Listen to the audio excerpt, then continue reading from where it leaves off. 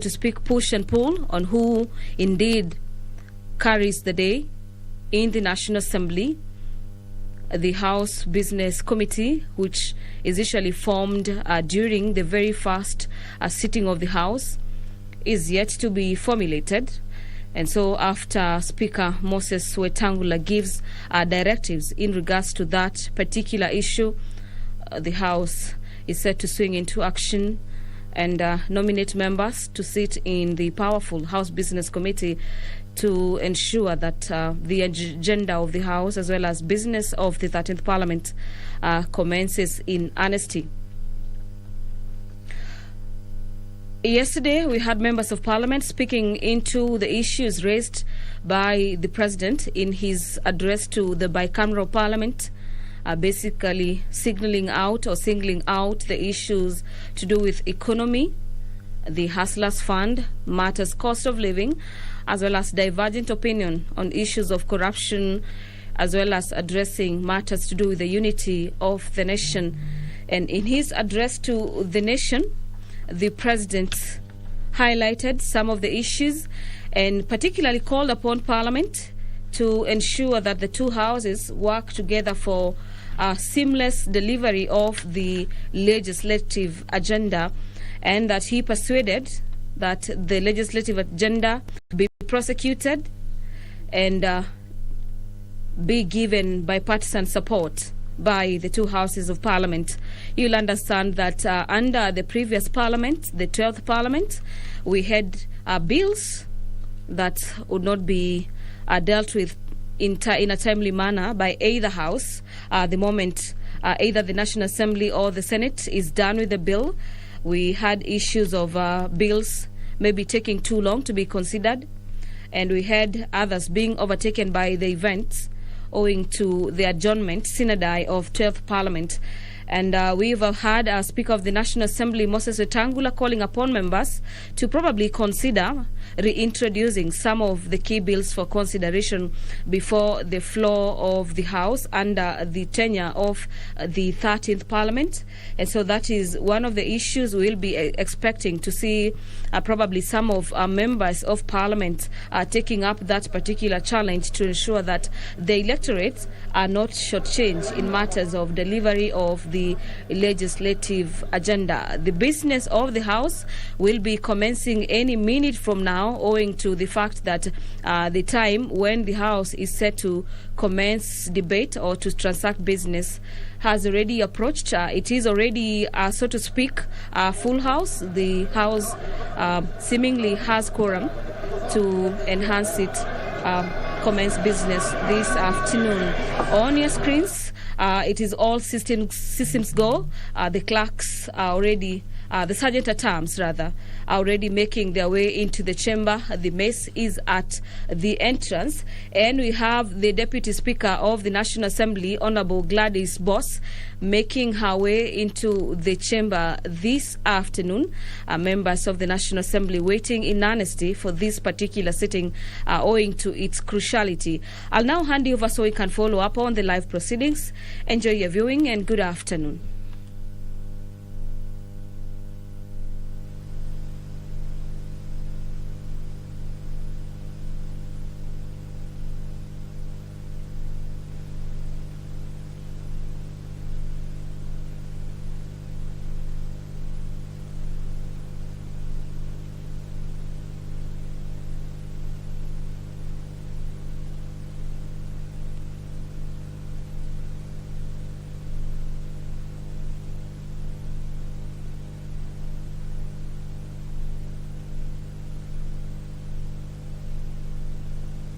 Assembled and grant that we treat and consider all matters that shall come under our deliberation in so just and faithful a manner as to promote your honor and glory, and to advance the peace, prosperity, and welfare of the country and of those whose interest you have committed to our charge.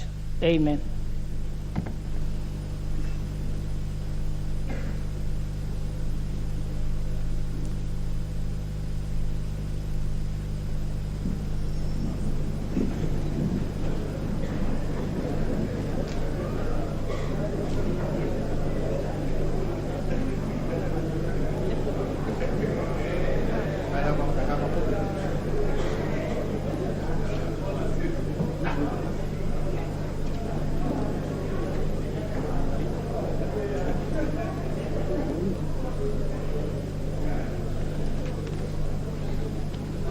Haya, sasa tuanze kuchukua tayari. Hakuna haja.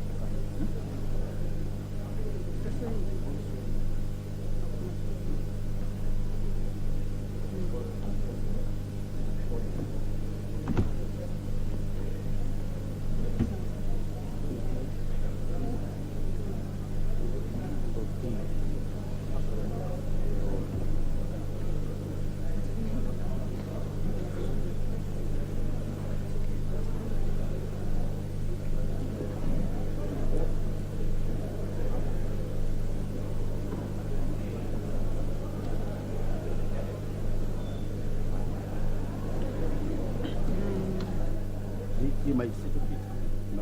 Order number 1.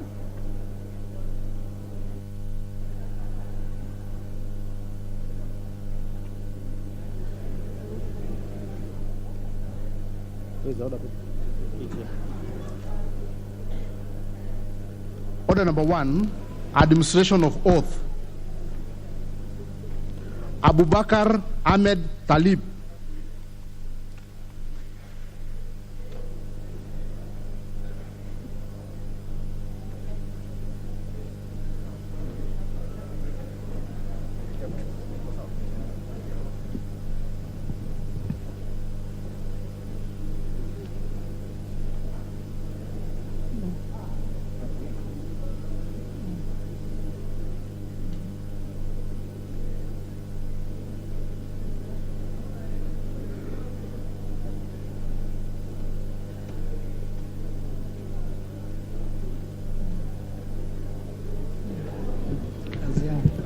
What religion do you profess?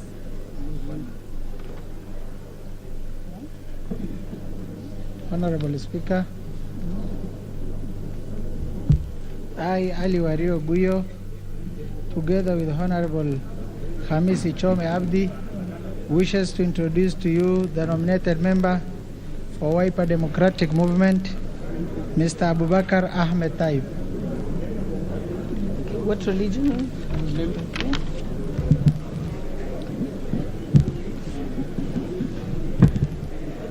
أعوذ بالله من الشيطان الرجيم بسم الله الرحمن الرحيم. In the name of the Almighty, I, Abu Bakr Ahmed Talib, having been elected a member of the National Assembly, do swear in the name of the Almighty, and I bear the true faith and allegiance to the people of the Republic of Kenya, that I will obey, respect, uphold, preserve, protect, and defend this Constitutional Republic of Kenya, and that I will faithfully and conscientiously discharge the duties of a member of Parliament. So help me God.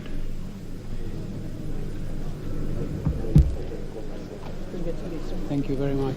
Thank you. Asante. Yeah, thank you.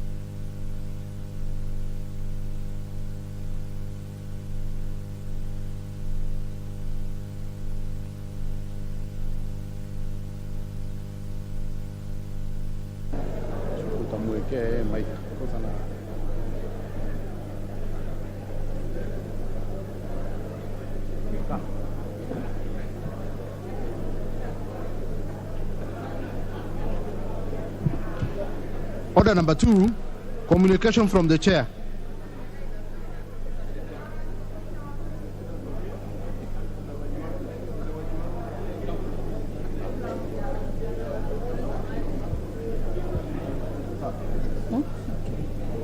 Honorable members, I wish to introduce to you a delegation of members of the County Assembly of Kwale seated in the Speaker's Gallery. The delegation is led by the Speaker, Honorable Seth Mwatela Kamanza. Honorable members, the members are currently undergoing a 5-day induction on their roles and mandates at the Center for Parliamentary Studies and Training, CPST, since 4th October 2022. Honorable members, on my own behalf and that of the House, I wish to welcome them to the National Assembly and wish them fruitful engagements during the course of the induction. I thank you.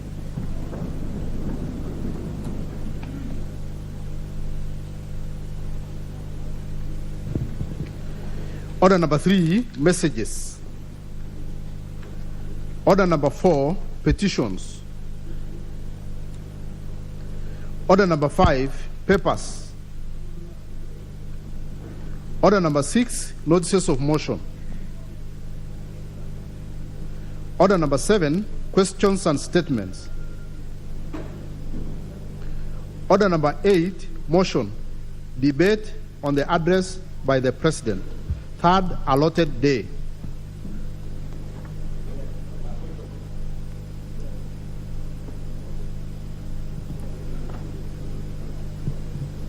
I don't have my... honorable members, I can see the...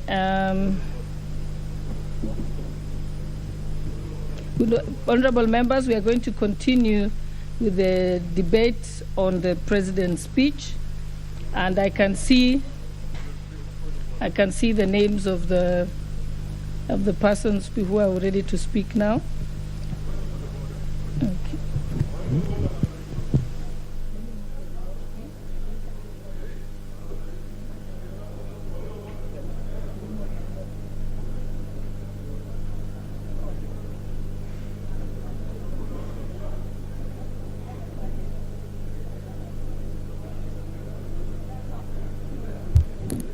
Member for Kiharu, what's your point of order?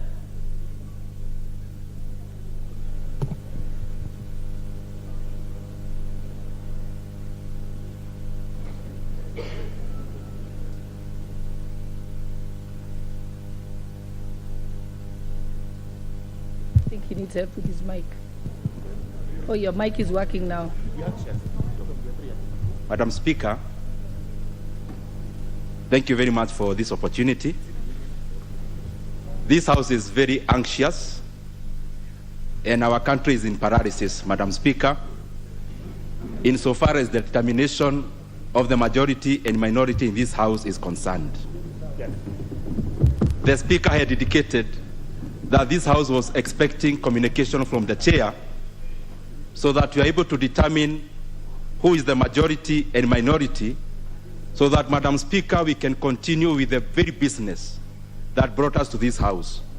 Madam Speaker, I seek your guidance because the country cannot continue to wait in paralysis, and this House cannot continue to wait in anxiety. Madam Speaker, I seek for your communication.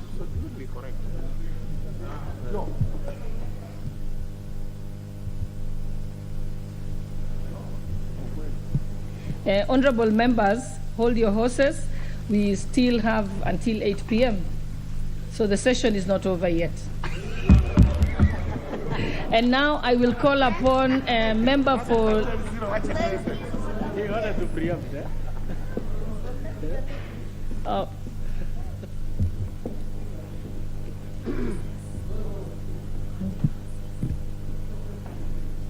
Proceed, now that you're on your feet. Thank you, Madam Speaker. Madam Speaker, we stand guided as your communication.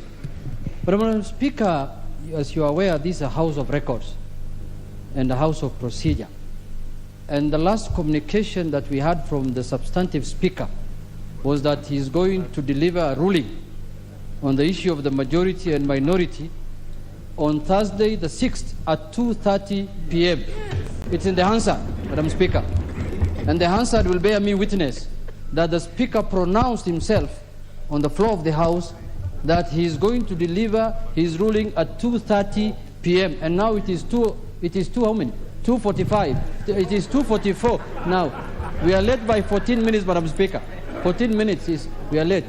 So, Madam Speaker, unless the ruling is not ready, or unless that the law has taken its course, and wisdom has befallen on the leadership of this House, and they have realized that Azimio is the majority, and we move forward, Madam Speaker, so that we can move the country forward, Madam Speaker, so that we don't, as my colleague, the Kiaru MP alluded to, we don't keep the country in paralysis, and we don't keep the parliament in anxiety.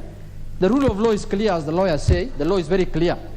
There are many lawyers in this House, some of them senior lawyers. I think Murangara is here. So the lawyers are here. The law is very clear, Madam Speaker. So can we authoritatively say that the decision has been made in silence, that Azimio is the majority party in the House, and we move forward, Madam Speaker, and we conduct business as it is known in the Parliament, Madam Speaker? Honorable member, I think you're out of order. You have no power or authority to make a ruling on that point.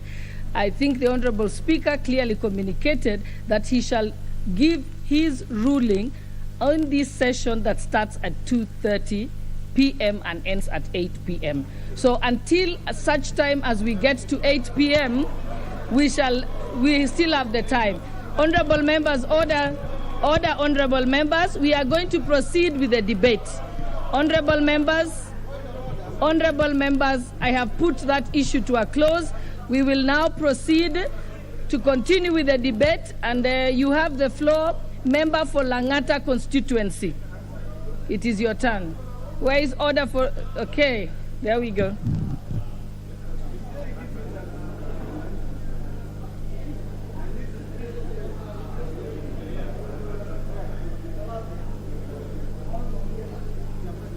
Switch it on.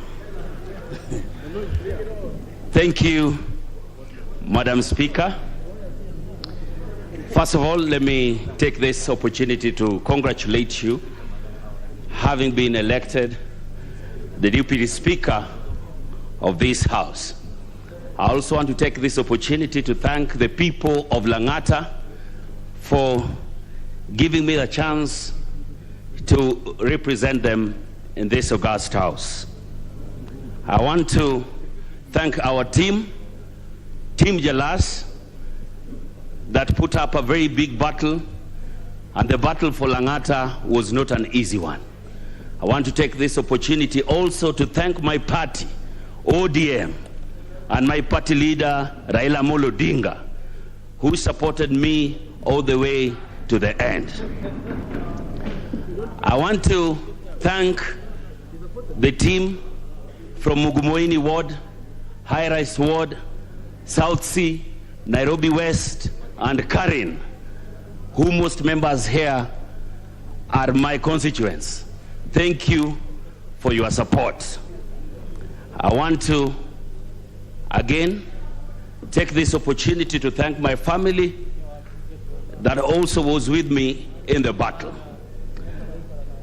When we go now to the President's speech, there's one thing I picked that is very key for my constituency, that is the affordable housing. And I'm happy the President himself is coming to Langata this week for the launch of 4,500 houses, and that is in Zone B of Nyayo High Rise.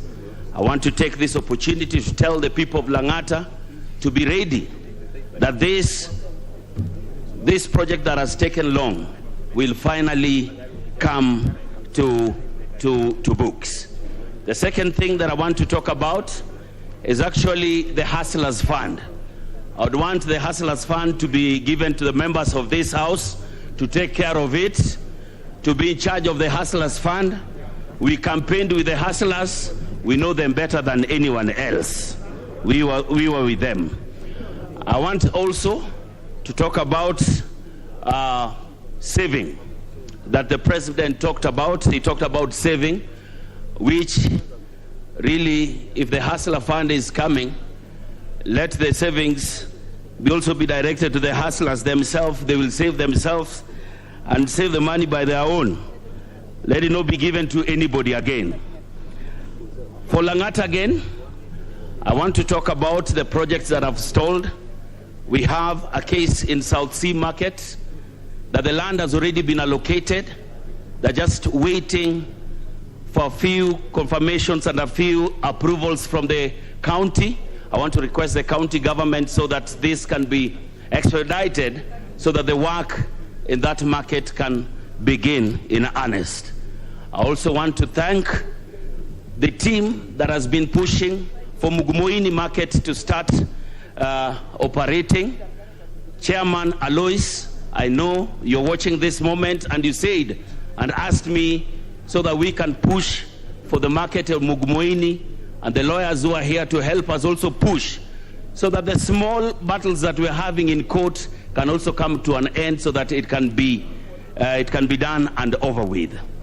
I also want to take this opportunity to tell Langata people that the issue of water, and anytime you mention the word Langata, everybody talks about water.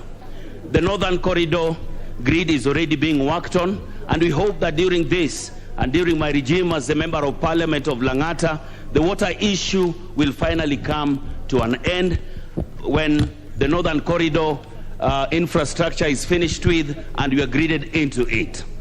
Finally, Madam Speaker, I want to take this opportunity also to ask the Speaker in his wisdom, wherever he is, that later when he comes here, he makes the best ruling that Azimio is the majority in this House. Thank you so much, Madam Speaker. Asante.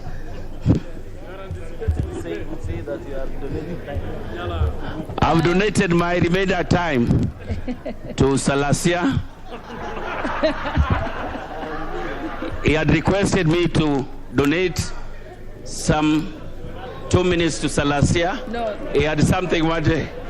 Yes. You're out of order. Salasia is here. Member for Langata, you're out of order. I will now call upon member for Kigumo. Member for Kigumo.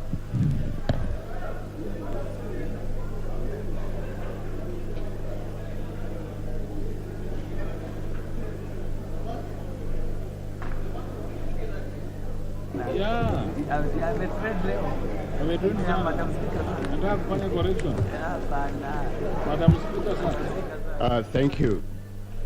Thank you, Madam Speaker. My name is Joseph Kamau Munyoro. I'm from Kigumo constituency.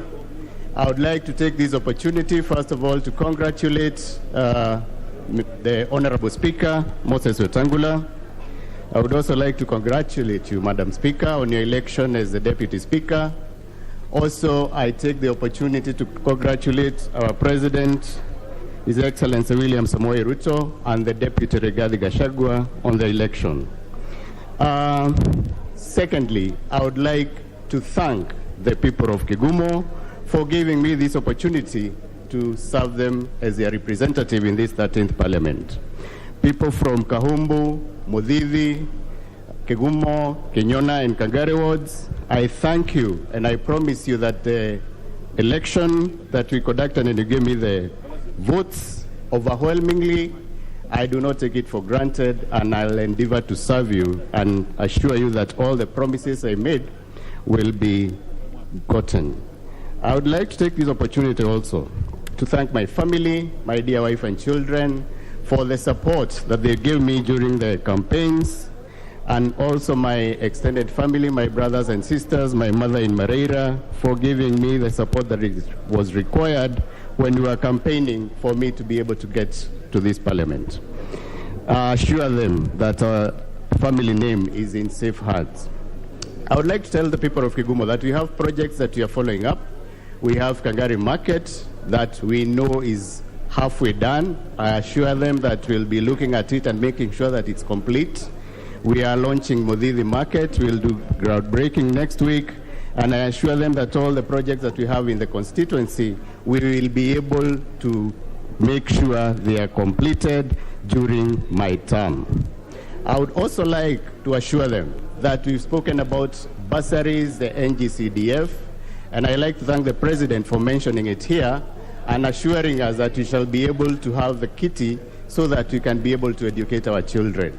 We know we have a lot of them at home, and we know some of these kids can only be helped by being paid for school fees by the kitty. And we assure them that we'll do that without favor, and it will get to the people who will be needy.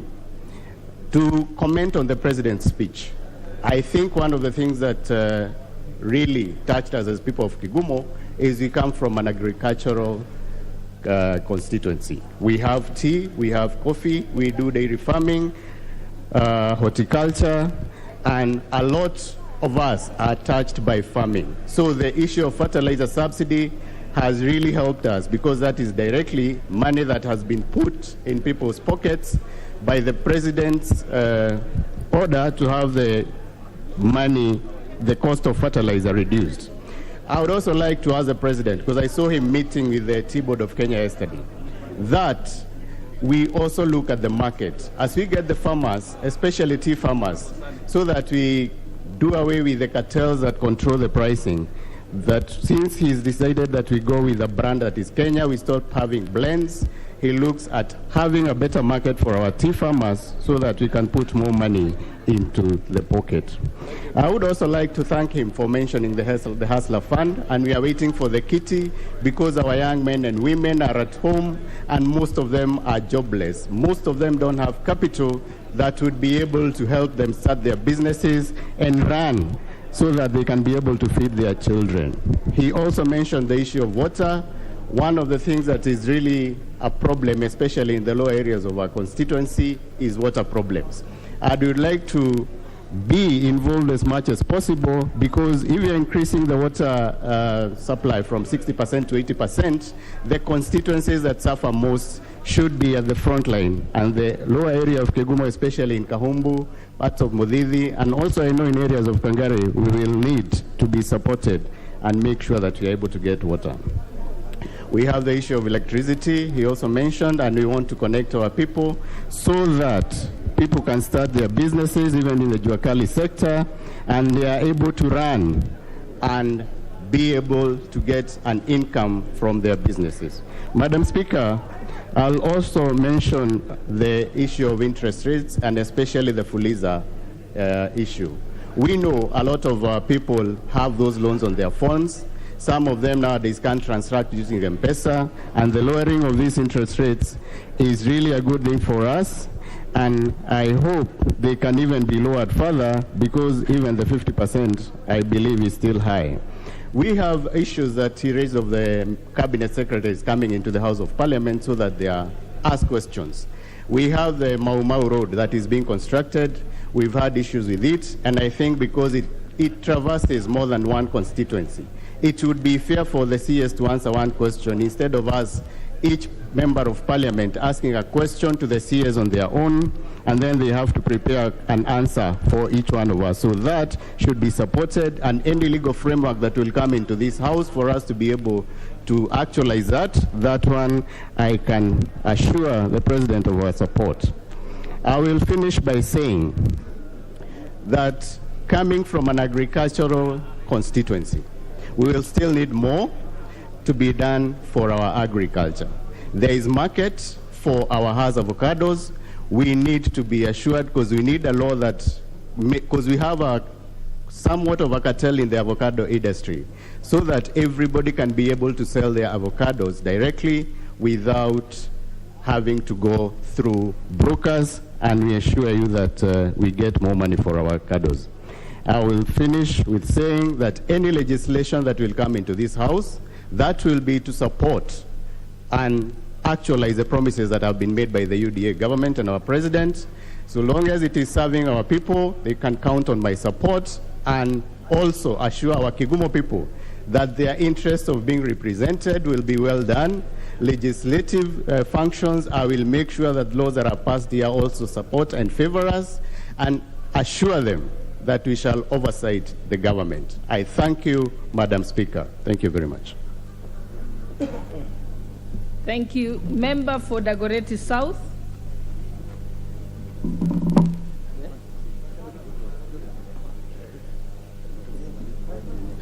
Madam Speaker, I'll take this very early opportunity first to congratulate you.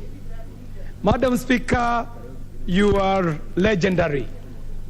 You are one of the few Kenyans that I know who have been able to serve in all the three arms of government.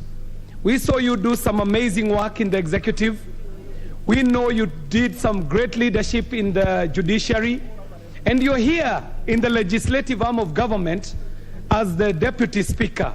So, Madam Speaker, I take this opportunity on behalf of the people of Dagoretti South to profusely congratulate you on ascending to the very high office of Madam Deputy Speaker in this House.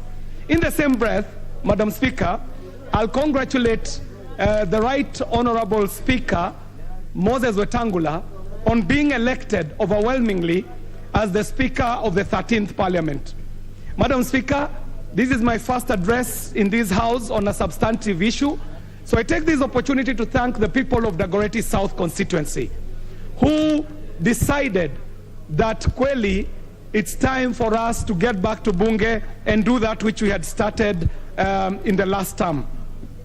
Madam Speaker, on this issue of the speech by the President, I wanted to just concretize it into the thematic areas, Madam Speaker. I was able to note that the speech by the President was succinct. It was short, it was sweet, and it was to the point. And after all was said and done, out of the many paragraphs, one is able to summarize it into 7 very profound thematic areas. His Excellency the President was able to speak on agriculture and food security and the grand plan that he has.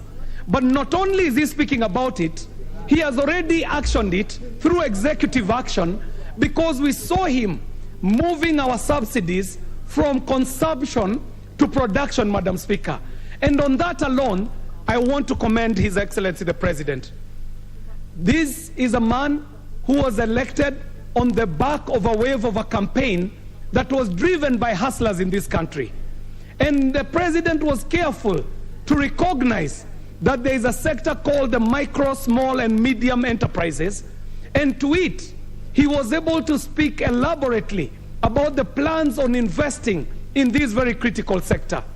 Of importance to me, Madam Speaker, is that there is a role for this House in connecting the drive on medium and small enterprises with the TVET training and the installation of institutions that will be used for incubation and for apprenticeship for these people who are in the micro, medium, and small enterprises, Madam Speaker.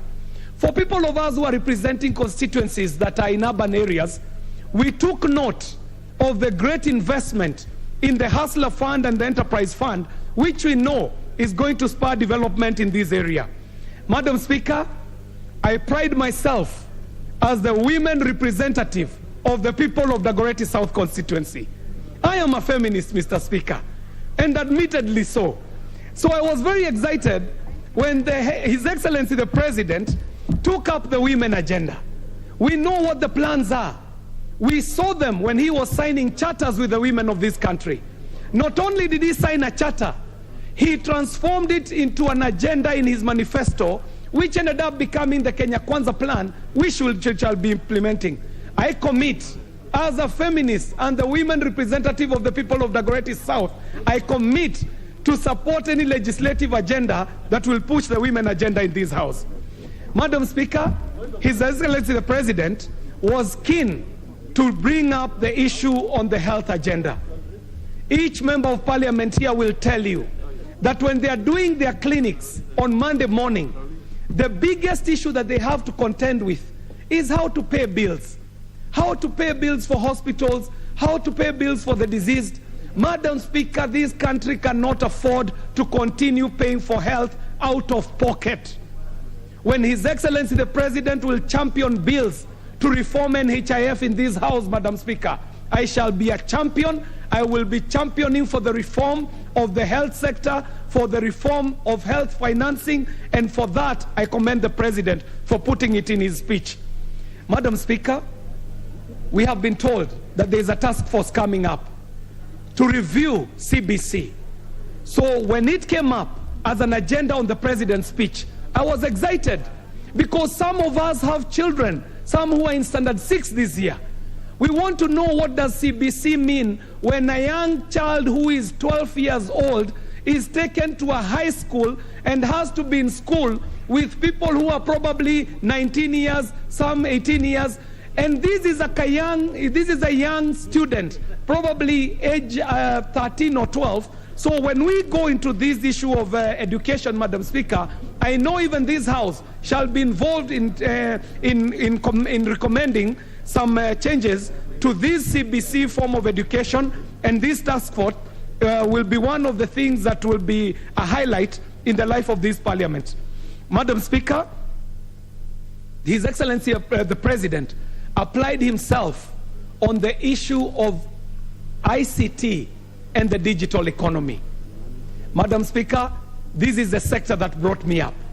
And I would like to report to this House that in the world that we are living today, ideas are the currency.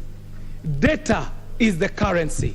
If we do not take note of the new and emerging economies in the digital economy and the creative economy, Madam Speaker, then we shall not be fit for purpose in a time such as this. So, Madam Speaker, it is my joy and celebration that His Excellency the President, from this very important speech, was able to address the issues of the creative economy, of the digital economy, the question as to whether telcos should continue operating as banks, whether they are regulatable when they are operating under where they're being regulated under Communications Authority, while they are also conducting monetary business that should be oversighted and regulated at CBK, is an issue of concern.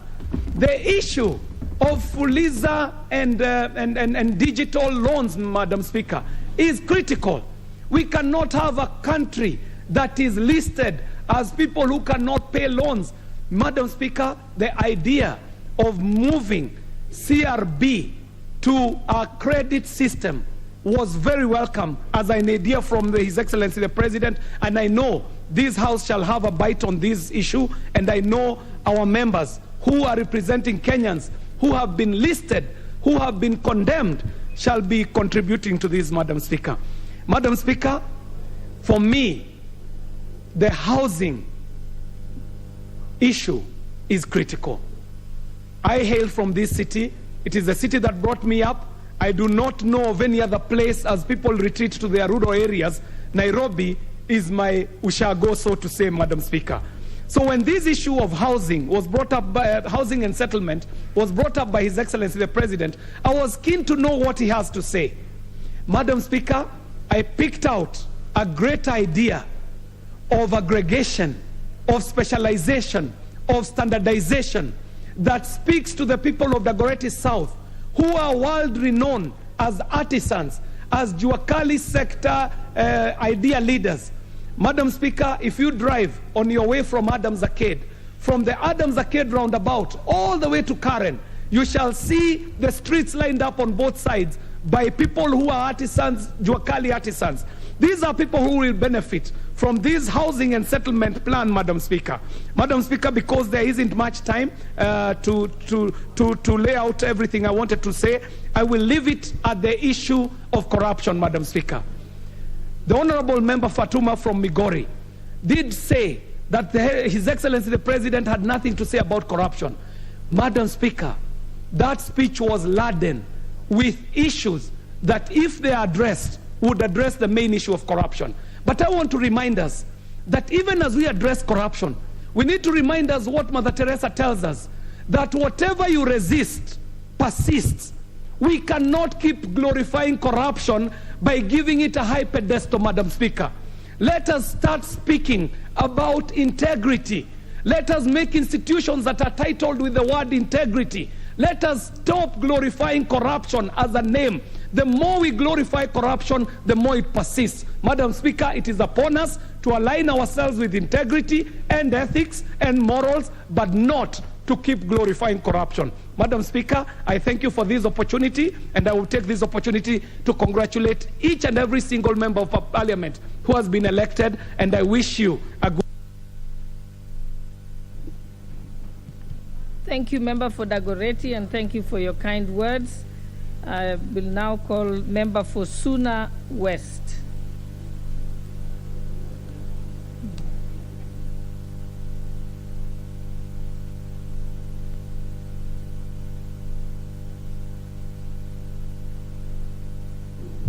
Thank you, Madam Speaker, for giving me this opportunity to contribute today in this house. First, I want to congratulate you for being elected the Deputy Speaker of the 13th Parliament. Madam Speaker, before I say something about today's agenda, let me thank the people of Suna West, the great people of Suna West, for electing me for the second time to represent them in this very important house. I want to thank the youths, the religious leaders, professionals, the business community, all those who worked down 24 hours to ensure that my second victory is one which I'm not even taken to court to be challenged. Mr. Speaker, Madam Speaker, as I continue to contribute in this today's motion, there are several areas that I want to mention, more particularly about the youths. Madam Speaker, we are talking about hustlers' money according to the President's speech. But hustlers are, some are old men, some are old women, some are youths. But particularly, I want us to emphasize on the issues of youths of this country, Madam Speaker. Many were promised that they will be pesa mfukoni, some were to be given 6,000 every month. But now that all of them are lamenting, if you read the book of Habakkuk, they don't know where, if there is money in their pockets, or at the end of the month they are going to get the 6,000. Can't we formulate a policy that we have a youth commission that will ensure that if small and medium enterprises money is given, youths are considered, because one, they don't have the startup capital, and two, they don't have major representative in both houses. So, Madam Speaker, I'll request this House, as we move forward and discuss this particular speech by the President, let us, as legislators, emphasize on the issues of youth so that they can be part and parcel of this country. Madam Speaker, on the universal health coverage, yes, we want to try to increase number of people being covered by NHIF. But let us also consider the standards of health in this country. Madam Speaker, we have very few referral hospitals. And if these hospitals, we don't increase the number to every county having a well-equipped referral hospital, we will continue losing the citizens of this country simply because they cannot access a standardized and health services. On the same note, Madam Speaker, we may talk of universal health coverage, but what about the health workers? Do they have a good representation? Because as we talk now, the county governments, the 47 counties, are not managing our health workers well. This House should consider forming health commission so that they can deal with the issues of health workers in the country, Madam Speaker.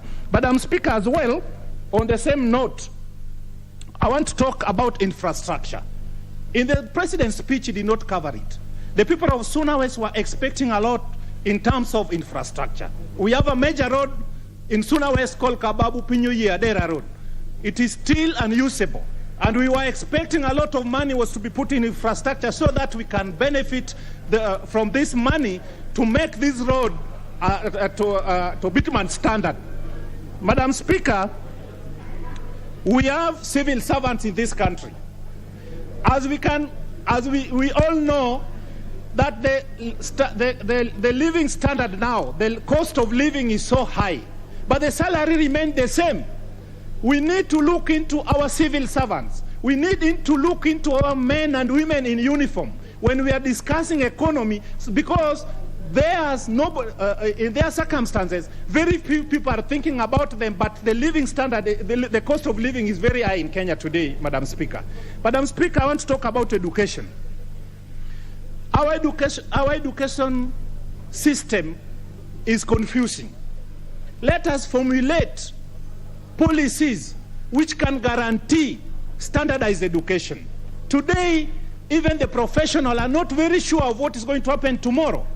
January is just next door, but we don't know which system we are going to use. But above all, Madam Speaker, the government has tried over a period of time on the issues of free secondary education. But the question is, the money allocated to each student in secondary school, is it sufficient as per the current situation? Something needs to be done about that. And apart from that, what we need also to do concerning school fee, Madam Speaker. Now the cost, the price of unga is 200 and something shillings, and principals are buying maize from the same market, and the allocation which was done 10 years ago still remain constant. Are we doing favor? Are we doing justice to these schools and our students, or we are losing it, Madam Speaker? So as legislators, I believe we can do something to salvage this country. Madam Speaker, I want to talk about the issue which was mentioned of KRA. I've never, world all over, I've been doing some small research. There is no friendly tax collector. A tax collector is a tax collector. The best thing which can be done is to come up with good policies where those who are paying tax can see or feel the value for their tax. By doing so, nobody will be complaining about paying tax. We need to see good roads, good hospitals, salary increment, Madam Speaker. Madam Speaker, on the issue of security, what are we doing about our people who are not secured? Are we increasing the number of vehicles to police officers? Are we increasing the salary for our men and women in uniform? Are we jailing criminals, or we are letting them free? Our court should do something about people who are bringing insecurity in this country, Madam Speaker. Madam Speaker, finally, I want to congratulate each and every member of this 13th Parliament for being elected. But I want to remind them that as we are being celebrated now, the next day we are going to be the enemies of the public. So we need to do things which will be remembered with. Whether you are in this house or outside this house, you must develop your people to an extent that when you are not in this parliament, people will still talk about you years after you have existed positions of leadership. Madam Speaker, I want to thank my party ODM and the party leader Raila Amolo Odinga for giving me an opportunity to serve the people of Suna West as an elected member of parliament through party. Last time I was in this parliament as an independent member of parliament, and the challenges I faced, I hope the current independent members of parliament are not going to face them. Therefore, we need to strengthen parties so that democracy can prevail in this country. We need people like Raila Amolo Odinga to be respected, to be given opportunity as the few statements we have in Africa today. Madam Speaker, allow me to say this. As we are talking about Azimio and Kenya Kwanza, we must know that there are people who contributed to the liberation we are enjoying today. Sometimes back there are areas who could not even develop themselves because there was no devolution. Some people died because of fighting for devolution. I can recall very well Dr. Odhiambo Mbai, who was killed because he was agitating and fighting for the people of Kenya to be liberalized for the second time. Madam Speaker, nobody was mentioned as a candidate for devolution ministry. That worries me because my background, I'm the last mayor of Migori, and I know what devolution can do. So therefore, something needs to be done so that we have a very powerful devolution minister so that we can strengthen our devolve unit for people to get services, even if you are in government or you are not in government. Thank you, Madam Speaker, for giving me this opportunity. What's your point of order? Member for Eldas.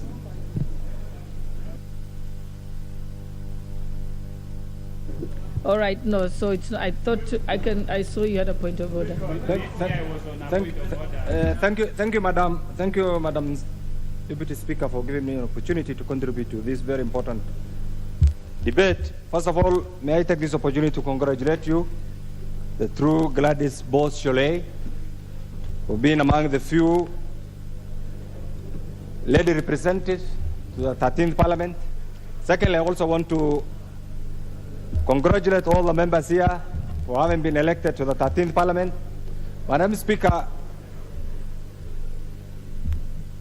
seeking an elective position is the most difficult job and sometimes the most sought after job. And this is why I want to welcome my colleagues to the 13th Parliament and enjoy both the pressures and pleasures of Parliament. And I'm sure in due course you will realize that there are certain things that we must not take for granted. Madam Speaker, going back to the speech, but before I go back to the speech, I also want to thank the people of Elgeyo West. I know we have our able member here, the Honorable Muliro Farah. That was my first constituency that showed me the door to politics. I was a member of Parliament twice, elected actually for 10 years, and then later on I moved to Eldas, and I'm doing my 5th term as a representative of the people of Eldas. Madam Speaker, one of the things that I've enjoyed in this speech, and I must appreciate one time with current actually president, who were classified as the young legislators, and we benefited from a program called the Young Legislators Program, sponsored by the U.S. Embassy, and we went around globetrotting actually to benefit from the benefits of being a newly elected young member of Parliament. That was 1998. We were there in America, visited over 18 states, and that really opened the door for us. One of the things that I appreciate and experience very good about this particular speech is respect for the separation of the institutional roles. For those of us who are there and participated in the midwifing of the current constitution, one of the things that the August 2010 constitution actually emphasized is respect for the rule of law, and the respect for the rule of law is anchored in our constitution. Madam Speaker, you are a lawyer of many years' experience. The opening chapter, Article 1, emphasizes on representation and clearly spells out the nexus between representation and sovereignty. And that is one article that all of us must accept and pursue to the letter. Because at times you will realize, you will be told, somebody will invoke Article 95, Article 96, and say the role of member of Parliament is not clearly defined. And even this animal called SRC up to now is yet to accept the role of the member of Parliament. It's not only limited to representation, no. The member of Parliament is an embodiment of everything in the Kenyan society. And that's why, Madam Speaker, if you want the best diplomats, members of Parliament, if you are the best economic advisors, are the members of Parliament. And in this country, when we talk about Kenya as a premier nation, and one of the things that was emphasized by His Excellency the President in the speech was development of the different sectors, in particular the economic sector, the security sector, the infrastructural sector, the education sector. All these requires an informed, knowledgeable, persistent member of Parliament through legislation, through oversight. And this is why, for me, Madam Speaker, without CDF, and I'll ask my colleagues here to accept this, and we should say no CDF, no representation. And I think that should be the slogan.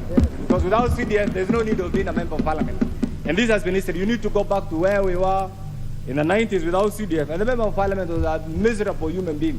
What has given life, human dignity, and face to representation is the presence of CDF. Please, whatever you do, regardless of our different political frustration, CDF must remain an integral part of our day-to-day activities. And that's why I appreciate when His Excellency talked about retention of CDF. And I'm sure how that will happen is up to all of us to pursue it to the letter. Otherwise, dictators from the Treasury mandarins, they've always been there. They are not loyal to you, they are loyal to their interests. But for you, your loyalty is directly to those who have brought you to this house. And that is a very important ingredient actually in your life.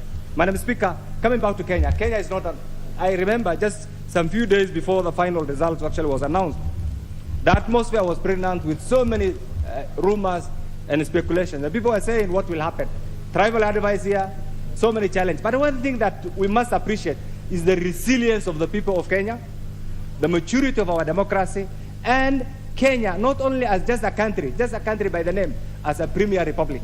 A premier republic in which form? Today, in Ethiopia, an eventful day is happening. Why? The effects of Safaricom diplomacy. The effects of Safaricom diplomacy is now being felt in the entire Horn of Africa.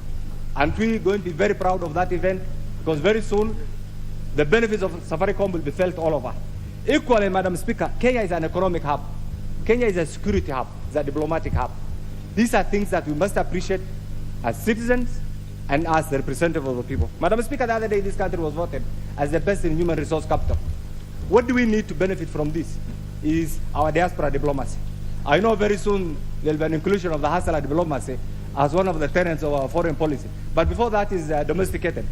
The diaspora diplomacy has greatly contributed and improved, greatly contributed to our economy. It's something that each one of us here as a parliamentarian, as part of our parliamentary diplomacy, must be prepared to engage in. And this is why, Madam, in this era of representation, if you look at another jurisdiction, in other democracies, parliamentarians are the best diplomats.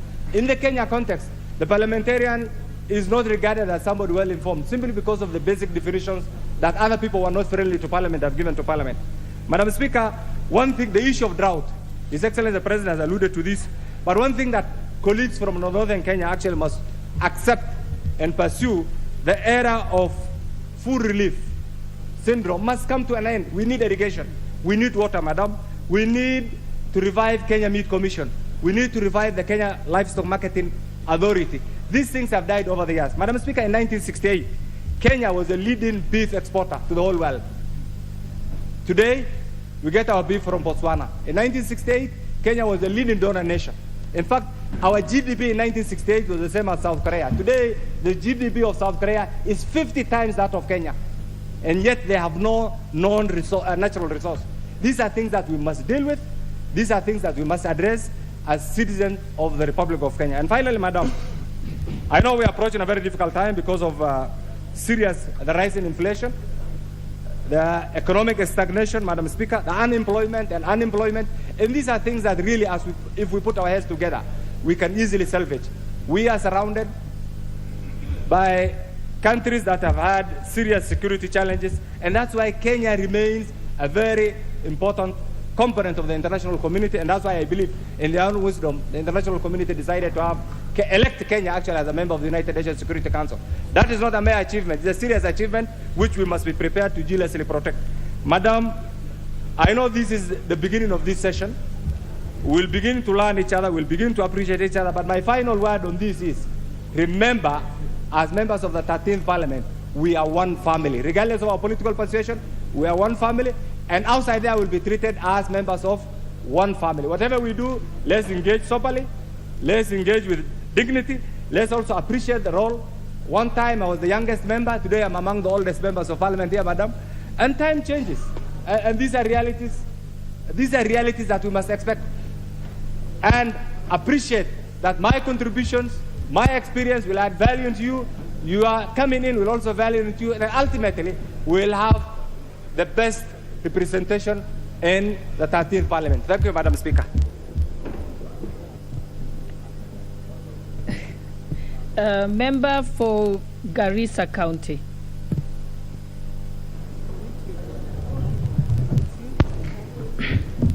Thank you, Madam Speaker. My name is Amina, Women Representative, Garissa County.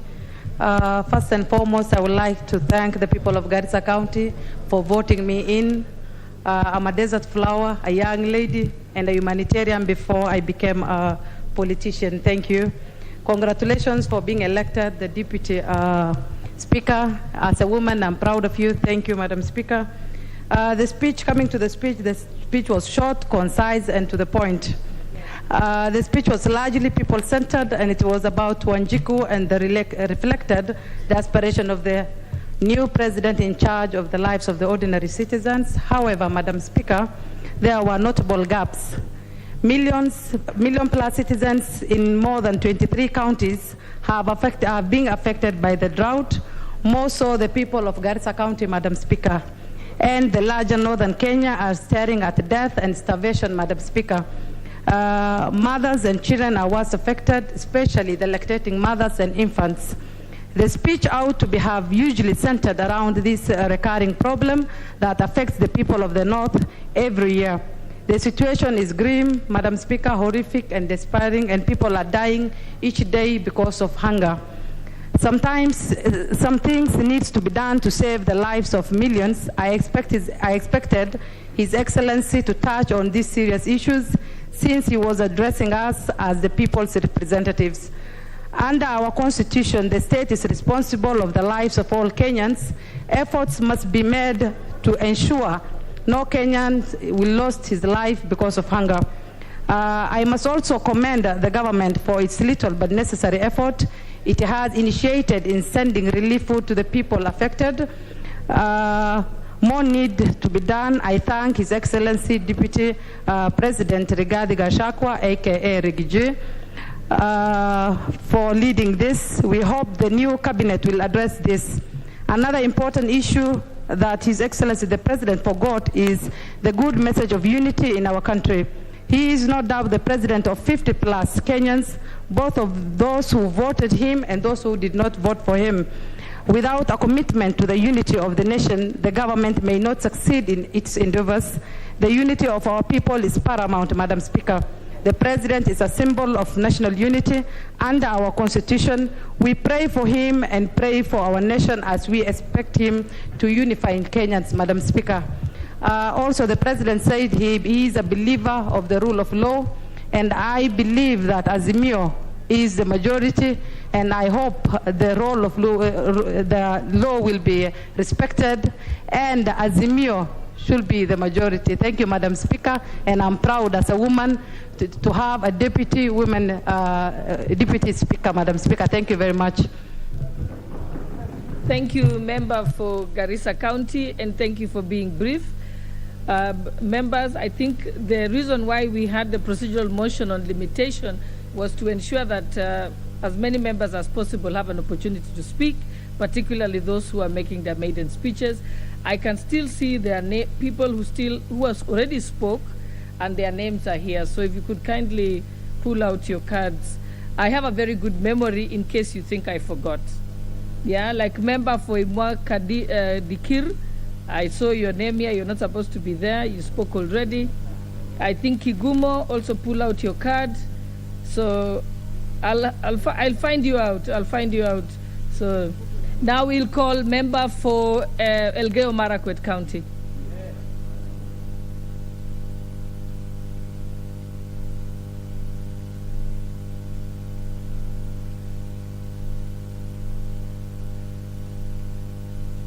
Member for Elgeyo Marakwet County, proceed.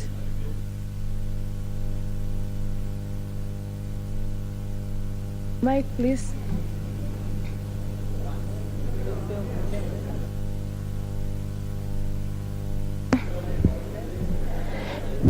Okay, thank you. Madam Speaker, I want to thank you for giving me this opportunity, at least to make my maiden speech. I thank you, and first and foremost, I also want to thank God for giving me this opportunity, and also to thank the people of Elgeyo Marakwet for electing me into this august house. Madam Speaker, I want also to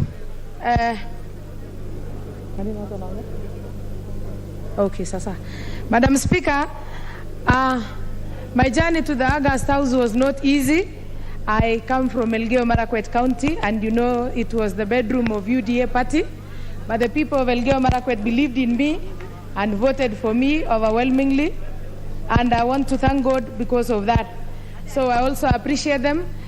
Madam Speaker, I come from a county that has so many challenges. And one of the challenges in Elgeyo Marakwet is the issue of agriculture. People of Elgeyo Marakwet, Madam Speaker, most of them, 100% of the residents of Elgeyo Marakwet are farmers. They are either keeping domestic animals or they are farming. Madam Speaker, the issue that has been affecting the people of Elgeyo Marakwet recently is the issue of fertilizer, and I want to applaud the President for talking about the subsidizing the inputs of farmers. So I want to commend that, and I believe that going forward, the life of a farmer is going to be as rosy as the life of somebody who lives in the city and enjoying what comes from the farm without knowing the hustle and the bustle that the farmer is going through. Madam Speaker, I also want to assure my people of Elgeyo Marakwet that I'm going to make sure that we handle the issue of banditry in the Kerio Valley. Madam Speaker, the people in Kerio Valley don't enjoy peace because there are people who have taken law into their hands and they live with firearms the way they want. So, Madam Speaker, going forward, I believe that in this house, through this house, I'm going to make sure that I legislate properly and make sure that we're going to live like any other person living there. The issue of banditry in Kerio Valley, Madam Speaker, is about time that is categorized like terrorism, because a bandit is more than a terrorist. Madam Speaker, if you can remember last year, the people who died in the Kerio Valley, who are killed by people who have illegal firearms in their hands, are more than the people who are killed by Al-Shabaab maybe in the past 5 years. So the Al-Shabaab and the bandits are all in the same category. And through this house, Madam Speaker, I'll ensure that we are going to categorize those people as terrorists. And probably it will come to an end. The issue of banditry will come to an end. Madam Speaker, I also want to talk about, I also want to assure the people of Elgeyo Marakwet that we had two projects, the Aror and Kimwarer Dam projects, Madam Speaker, that the previous government ensured that they massacred those projects at the expense of the benefits of the people of Elgeyo Marakwet. I'll make sure that the same projects are brought back so that it can help the people of Elgeyo Marakwet to do irrigation, to irrigate and be able to farm their crops, Madam Speaker. Allow me also, Madam Speaker, to thank the President of the Republic of Kenya for ensuring that he has the issue of mamambogas and the hustlers. This country, Madam Speaker, the gap between the rich and the poor is widening day and night. Because the poor people get poor daily. Through the Hustler Fund, I believe that the people of Elgeyo Marakwet are going to benefit and be able to use the revolving fund and ensure that they improve their lives. Madam Speaker, since I know so many people are already queuing here to give their maiden speech, I would wish to donate the extra time that I will that I still have, so that even my member of parliament from Marakwet will find time to give his maiden speech. Madam Speaker, so I want to appreciate so much and thank you. Thank you, Madam Speaker. Honorable members, you know, if you come to me and have a side talk and request for time to speak, then you're automatically disqualified, because I do not want to give the impression that if you come and side talk me, you get an opportunity. So if you come here, you're disqualified. Yeah, so I think, yes. Member for Nairobi County.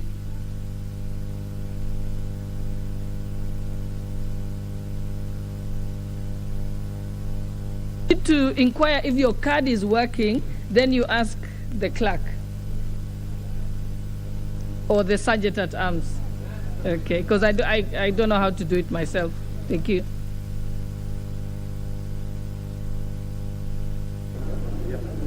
Thank you, Madam Speaker. Allow me to first start by congratulating you for being elected as the Deputy Speaker of this august House. I also want to congratulate our Speaker, Honorable Moses Wetangula, for being elected, and to congratulate every member of Parliament that made it back. It is said that we are the highest number, we had the highest number of returns in Parliament, so I want to congratulate all the members. And I also want to congratulate my worthy opponent, Millicent Omanga. We had an amazing campaign together. We did not tread on each other's toes, and she accepted and conceded defeat, and at the same time congratulated me. I think that's the kind of politics that we want. While I stand here, I want to congratulate also the country. Kenya as a country has actually come and grown in democracy. We have had a peaceful election. There are lots of people that were hurt by this election, over 7 million people.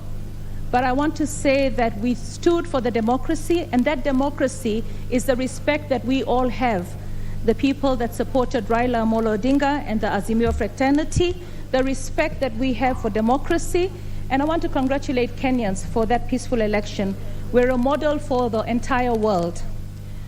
I also want to take this opportunity to thank the Nairobi voters, those who voted for me, those who didn't vote for me, and those who didn't show up to vote. I want to say that we understand that there might have been a lot of voter apathy, and that is something that we as leaders will strive to work for, to strive to make you understand that voting is an important exercise. 8 million people did not show up to vote, and that should be a concern to every elected leader. Now we are here to discuss the presidential debate. What I would like to say is, while we're looking at the presidential debate, the one thing, not the presidential debate, the presidential speech, I would like to first congratulate the president for being sworn in as the president of this country. And while I looked at the speech and I heard the speech, Madam Speaker, the one thing that I say is that this country, after an election, we try to come together. And today, as we sit here and we discuss the presidential speech, I want to say that the president talked about and touched on a number of issues. For me, it's not about whether it was a long speech or a short speech. What I ensure that we continue the programs that they had in the 12th Parliament. The programs like housing, the problems like food for security, infrastructure, and I believe that that kind of continuity is important. As a woman representative, when I came into office, I found projects that my predecessor had done but not completed, and I continued with them. So that is very important. We recently accompanied the president as he was launching a housing project. So that is a project that started in the last administration where he was the deputy president, and it's a project that he wants to continue. I like the fact that he actually spoke to the fact that the rental income will be low and that the people will be able to afford the houses. Nairobi has got a slum in every corner. The people of Nairobi want better housing. That was part of the agenda, the 4 agendas of the government, and I believe that continuity of programs that are good will be very favorable for this country. The area that I have a problem when it comes to food security is our rush for GMOs. I believe that the whole world, if you go to Europe right now, the most priciest commodities are commodities that are organic. So when we start thinking of GMOs, I believe that we should start trading slowly. Much as we want to feed our people, we have to make sure that we understand that as a country, we want to be also able to not just feed ourselves, but to export our products. We have to think twice, and we have to educate the people, because with the rise in cancers, if we rush to GMOs, we might end up also having a situation where we're increasing our medical costs, and we also have UHC as a big program for this country. Madam Speaker, when I think of the idea of saving, I saw that the President talked about the fact that when you retire, your NSSF contributions will not be sufficient for you to retire at the rate of 200 shillings. He talked about 2 shillings and then 1 shilling coming from the state. That is very good. But at the same time, what we have to realize that if we don't handle the big elephant in the room, which is corruption, then we will be faced with a situation where people are saving and the money is being siphoned out and stolen and not invested. When you have housing, I believe that when we save for retirement, one of the things that we should offer our citizens is affordable housing. We see a lot of citizens that have worked very hard and they can hardly live on the retirement benefit that they get from the government.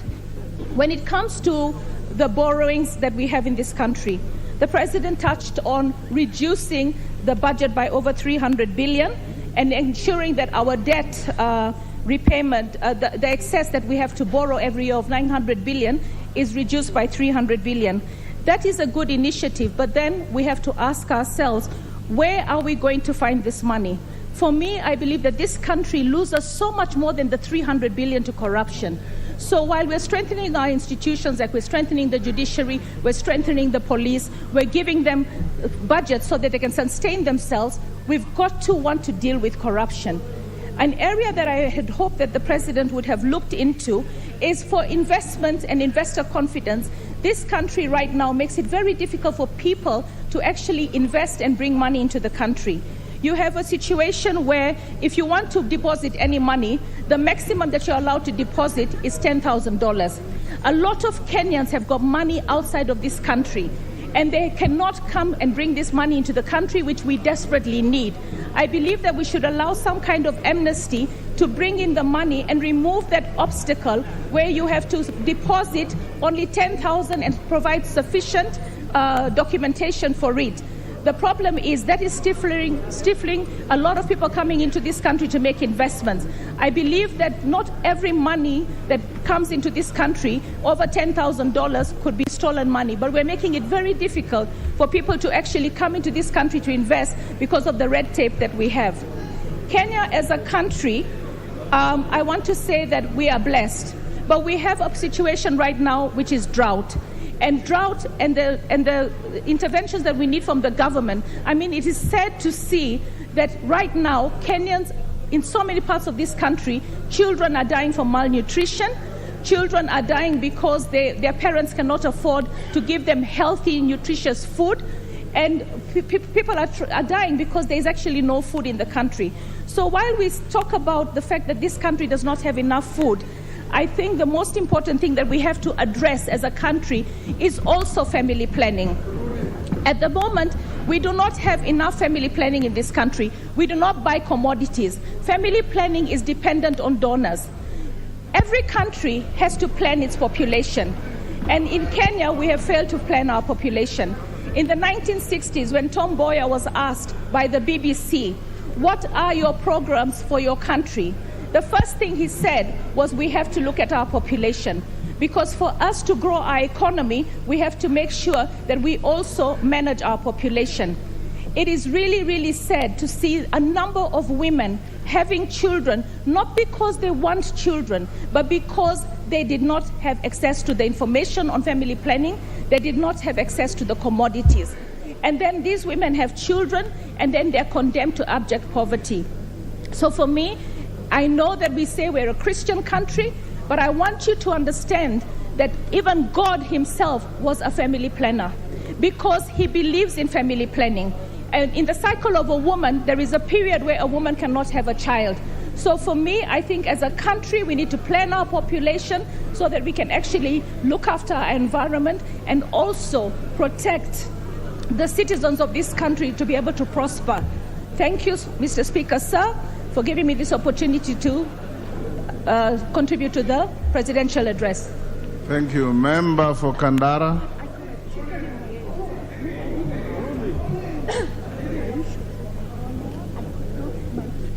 Member for Kandara.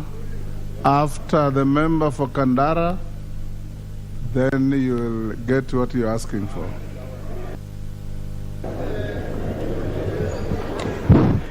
Thank you.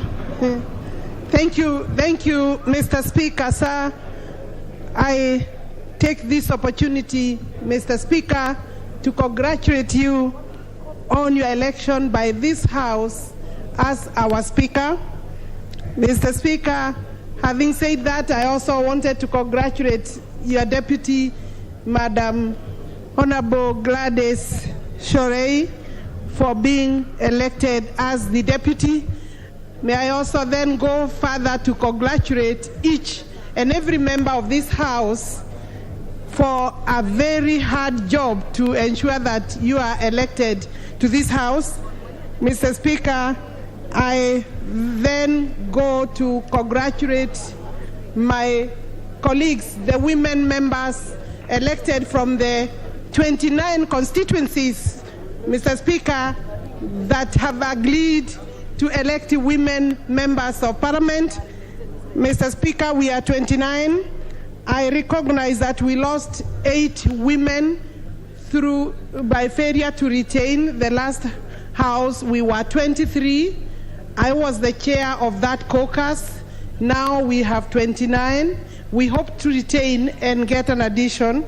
Yes, we do appreciate that those constituencies that continue to elect women, and specifically my constituency, Kandara constituency, for giving me a 3rd honorable term to serve them, Mr. Speaker, I truly will remain grateful. It is an unusual situation for a woman to be elected 3 terms, particularly from where we come from. We are still very conservative, and therefore Kandara constituency has demonstrated progressive thinking and action towards political development. Thank you. And I also want to take this opportunity to thank His Excellency, the President of the Republic of Kenya, Dr. William Samoei Ruto, for seeing it fit to appoint me as the Cabinet Secretary, Water, Irrigation, Sanitation and Irrigation, subject to the approval of the House. And I truly, subject to the approval of this House is a very important process, and nobody should take the House for granted, even though we have received appointment. And I will look forward to appearing before the relevant committee. Thank you. Thank you for those who have said that we will approve. I truly will appreciate that. Let me make some contribution to the address of because I know I may not have much time if I'm approved by this House, and I'm truly grateful for this opportunity to contribute to the address by His Excellency. And for the new members who may not know me, my name is Alice Muthoni Wahome, MP for Kandara constituency, and Kandara is in Murang'a for record purposes. Mr. Speaker, I think it is important to read this address, and I know we listened to the address of His Excellency the President. One key thread that has come out for me is that he is speaking about ensuring that he will run a government that is transparent, a government that is accountable, and the role of this House is to hold the government to account.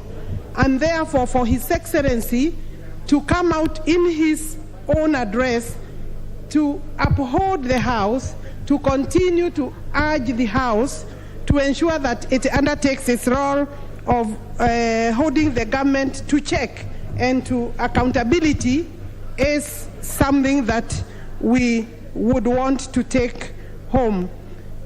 Mr. Speaker, the President has also said that he hopes his legislative proposal from his government will receive a bipartisan approach, bipartisan debate, noting that whatever proposals are brought by the government are proposals for the good and the public interest of the people of Kenya. And therefore, I think it is important that as legislators, we isolate politics from development, and therefore we agree that we can debate, we can disagree as we have done before, we can in fact even haggle and push, but noting that we are legislators, we have a duty to ensure that the government delivers on the promises that it has made. Of course, one key issue is that we did promise as a coalition that we will look at the economy from a bottom-up approach. And therefore, we would expect that the government will continue to look at projects, programs that will ensure that it lifts the people from the bottom upwards, and ensuring that the economy where it is hurting most is addressed as soon as possible. Mr. Speaker, the address by the President also speaks to reducing the borrowing of this country, and particularly the President seems to detest the fact that the country has found itself borrowing to finance recurrent expenditure. Mr. Speaker, no country can be proud if they are borrowing, instead of putting money to development, to production, to industry development, we are borrowing to meet our recurrent expenditure, and therefore appreciate the fact that that has been picked up very early in this government's term. I have also looked at something relevant to the portfolio that have been appointed for, that is ensuring that there is access to water, current water coverage, or access to water being 60%, and that the government hopes that we shall push it to 80%, and we target to raise 500 billion shillings. That is in this address. Mr. Speaker, I hope that it will be possible to work with the public-private partnerships, investors, to be able to raise the 500 billion shillings. My office, if I'm approved by this House, will remain open to members of Parliament and make sure that we continue to work for the benefit of the people. And I know that in terms of the legislature and the executive, if the relationship is improved, enhanced, and that we ensure that there is a logical, prudent, reasonable working relationship, we can be able to make a difference. We can be able to deliver to the people, noting that where we are as a country, nobody is very proud of the fact that the country is on its knees literally, and that we all need to work very hard. The people of Kandara, Your Excellency, I want to finalize with that, are a bit anxious, fairly anxious. I know that they expected a 5-year term from me, having elected me with quite a good number of votes, and that right now I know campaigns are ongoing. I will be having an opportunity, I'm sure, to seek approval of my constituents to be able to move to the next office. And I know that truly they would have wanted me to serve another term. I do not take it for granted that they gave me that term. I'll be consulting them. We shall be engaging even before I come to appear before the relevant committee. Thank you for listening to me, members. See you. I am here until you get me out of here. I'll be coming here. Thank you. Thank you. Thank you, Honorable Member for Kandara.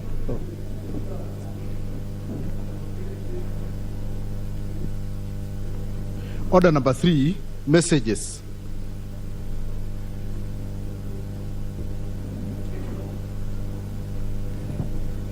Honorable members, I have a communication to make, rather a message to deliver, and a ruling that follows our debate earlier in the week. Honorable members, this is a message on the nomination of persons for appointment to the offices of Cabinet Secretaries, Secretary to the Cabinet, and the Attorney General. Honorable members, Standing Order 42.1 relating to messages from the President provides that the Speaker shall read to the House any message from the President delivered to the Speaker for communication to the House. In this regard, I wish to convey to the House that I have received a message from His Excellency the President notifying the nomination of various persons for appointment to the offices of Cabinet Secretaries, Secretary to the Cabinet, and the Attorney General.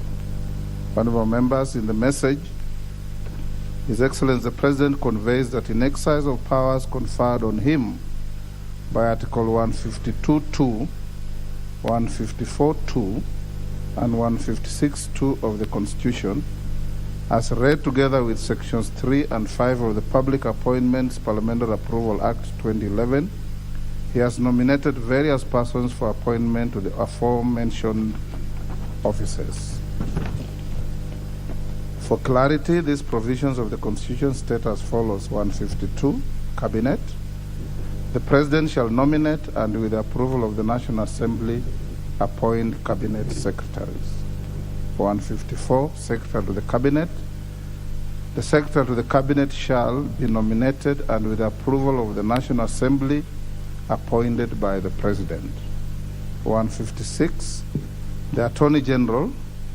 The Attorney General shall be nominated by the President and, with the approval of the National Assembly, appointed by the President. Honorable members, the names of persons submitted to this House for approval to be appointed as Cabinet Secretaries are as follows. 1. Honorable Musalia Mudavadi, EGH, Office of the Prime Cabinet Minister. 2.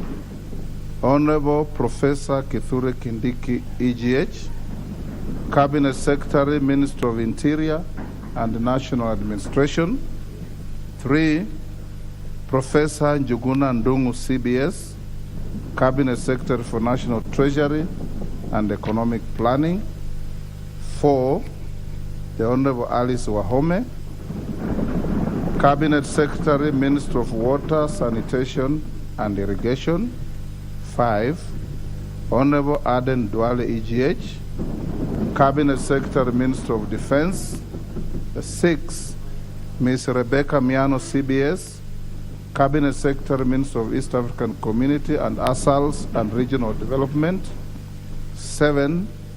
Honorable Alfred Mutua, EGH, Cabinet Secretary, Minister of Foreign Affairs and Diaspora Affairs. 8. Honorable Aisha Juma Katana, Cabinet Secretary, Minister of Public Service, Gender and Affirmative Action. 9. Honorable Moses Kiarie Kuria, Cabinet Secretary, Minister of Trade, Investment and Industry. 10. Honorable Soipani Tuya, CBS, Cabinet Secretary, Minister of Environment and Forestry. 11. Honorable Kipchumba Murkomen, EGH, Cabinet Secretary, Minister of Roads, Transport and Public Works. Can the members at the bar take their seats, please?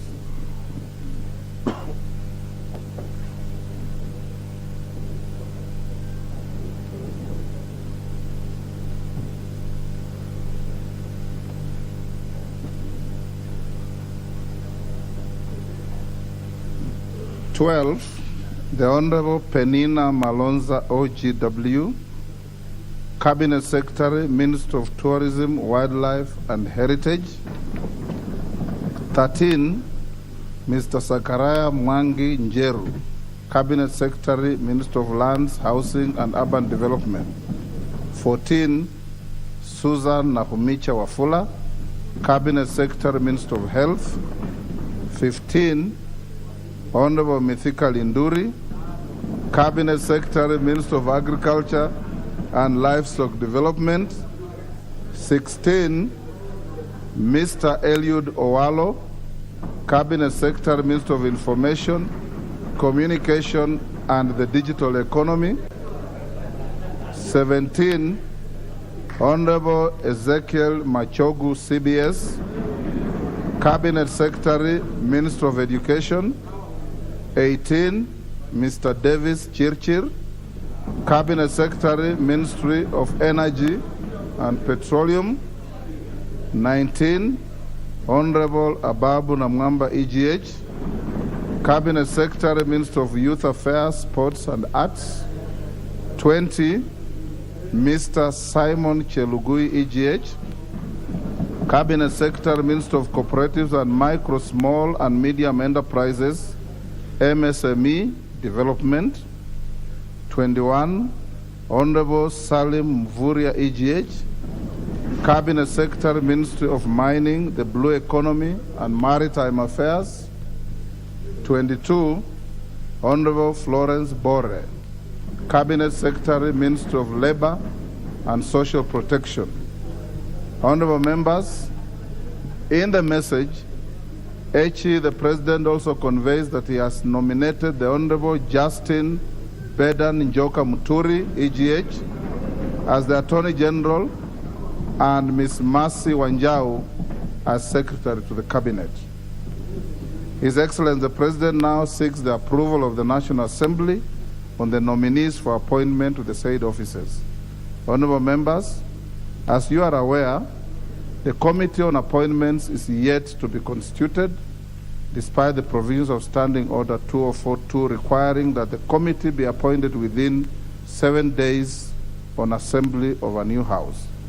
This has been occasioned by the fact that the House Business Committee, which is yet to be formed on account of the question of the leadership of the majority party and the minority party, which I'll just rule on after this. It is in the House Business Committee, which is charged with the responsibility of nominating members to sit in the Committee on Appointments, save for the slots reserved for the leadership of the House. Honorable members, having resolved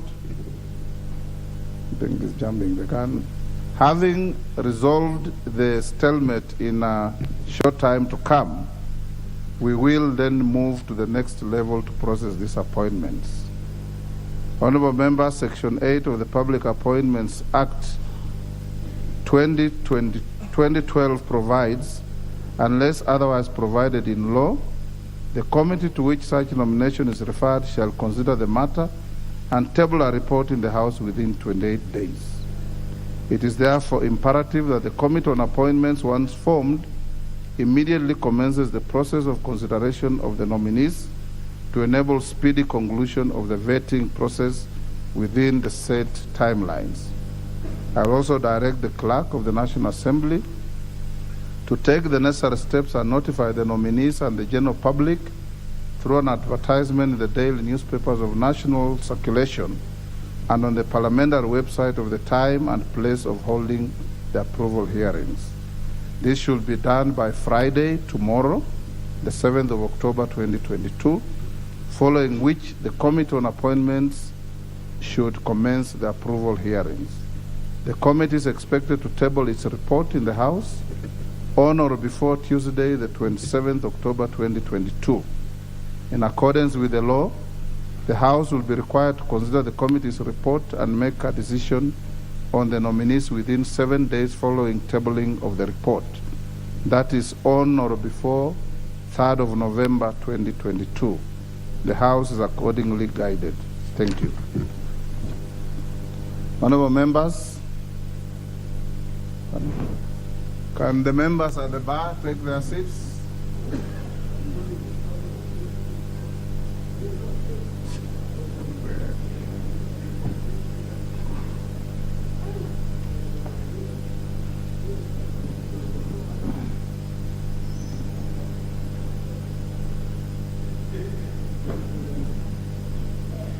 Honorable members, then following is a ruling on a matter that has been contested before this House, a matter that has been contested in correspondence with my office, and a matter that has taken center stage in the public media on the issue of leadership of the National Assembly in the 13th Parliament. And here I go. Honorable members, you will recall that during the afternoon sitting of Tuesday, 4th October 2022, I did inform the House that a question had arisen on the manner of constituting the House Business Committee, especially with regard to the membership reserved for the leaders and the whips of the majority party and the minority party, respectively. In guiding the House on the business to be transacted before the establishment of the House Business Committee and the manner in which the business would be moved, I did indicate that a question had arisen as to who the bona fide leader of the majority party in the House is. I proceeded to allow the House to address me on this matter and gave priority to the designated party leaders and whips of the Kenya Kwanza Coalition and the Azimio la Umoja One Kenya Coalition political party. In the debate that ensued, the Honorable Kimani Ichung'wah tabled various coalition agreements entered into by the constituent parties of the Kenya Kwanza Coalition and deposited with the Registrar of Political Parties. The Honorable Silvanus Osoro also tabled letters relating to the matter as excerpt of the minutes of the parliamentary group meeting and a list of attendees of the meeting during which the party leaders were elected. Similarly, honorable members, the Honorable Opio Wandai tabled a copy of a letter dated 7th September 2022 from the Registrar of Political Parties addressed to the Clerk of the National Assembly, conveying what the Registrar termed as constituent parties of the Azimio la Umoja One Kenya Coalition Party, the Kenya Kwanza Alliance, the name of one party which was not affiliated to any coalition, and an indication of parties that had filed constitutional petitions and objections on their membership of the Azimio coalition. Honorable members, while contributing to the debate, the Honorable Junet Mohammed also tabled what he claimed to be the coalition agreement entered into between the constituent parties of the Azimio la Umoja One Kenya Coalition Party. Several other members also weighed in on the matter, including the Honorable Member for Garissa Town, Adan Duale, nominated member, the Honorable John Badi, the member for Ugenya, the Honorable David Ocheng, the member for Tiati, the Honorable William Kamket, the member for Kimilili, the Honorable Didmas Baraza, the member for Kadhiani, the Honorable Robert Mbui, the member for Inakoi, the Honorable Samuel Chepkonga, the member for Embakasi East, the Honorable Babu Wino, the member for Kiharu, the Honorable Ndindi Nyoro, nominated member, the Honorable Sabina Chege, the member for Kibwezi West, the Honorable Mwengi Mutuse, the member for Mandera North, the Honorable Bashir Abdullahi, the member for Laikipia North, the Honorable Sarah Korere, the member for Ganze, the Honorable Kenneth Kazungu Charo, the member for Alego Songa, the Honorable Samuel Atandi. Other honorable members who spoke on the matter include the member for Tinderet, the Honorable Julius Meli, the member for Kilifi North, the Honorable Owen Bayer, the member for Kabondo Kaspul, the Honorable Eva Obara, the member for Kangundo, the Honorable Fabian Muli, the member for Dagoretti South, the Honorable John Kiarie, the member for Embakasi South, the Honorable Julius Mawade, the member for Kiminini, the Honorable Bisau Kakai, the member for Mhaya, the Honorable Omboko Milemba, the member for Taraka, the Honorable George Murugara, the member for Dagoretti North, the Honorable Beatrice Elachi, and at the conclusion of the debate, I reserved my considered ruling for today. There are many other members who came up on a point of order. I need not mention them. On the onset, honorable members, permit me to amplify a portion of the contribution made by the Honorable John Badi, in which is key to the resolution of this matter. The Hansard records the Honorable Badi as having said that there is no contention over which members constitute the leadership of both the Kenya Kwanza Coalition and the Azimio la Umoja One Kenya Coalition.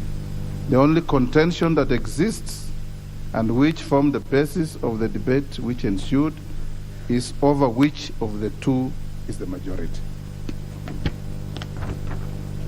Honorable members, Article 108 of the Constitution establishes the offices of party leaders in Parliament and outlines the order of precedence to be observed in the National Assembly.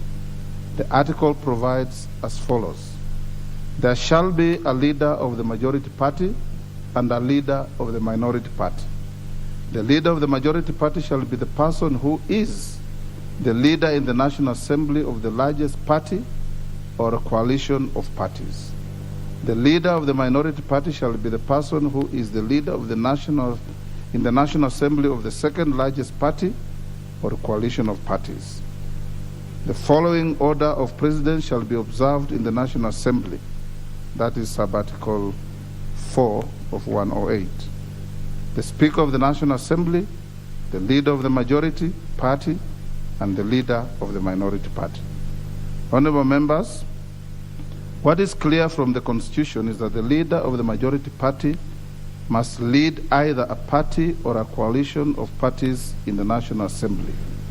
I invite the House to note my emphasis on the word either.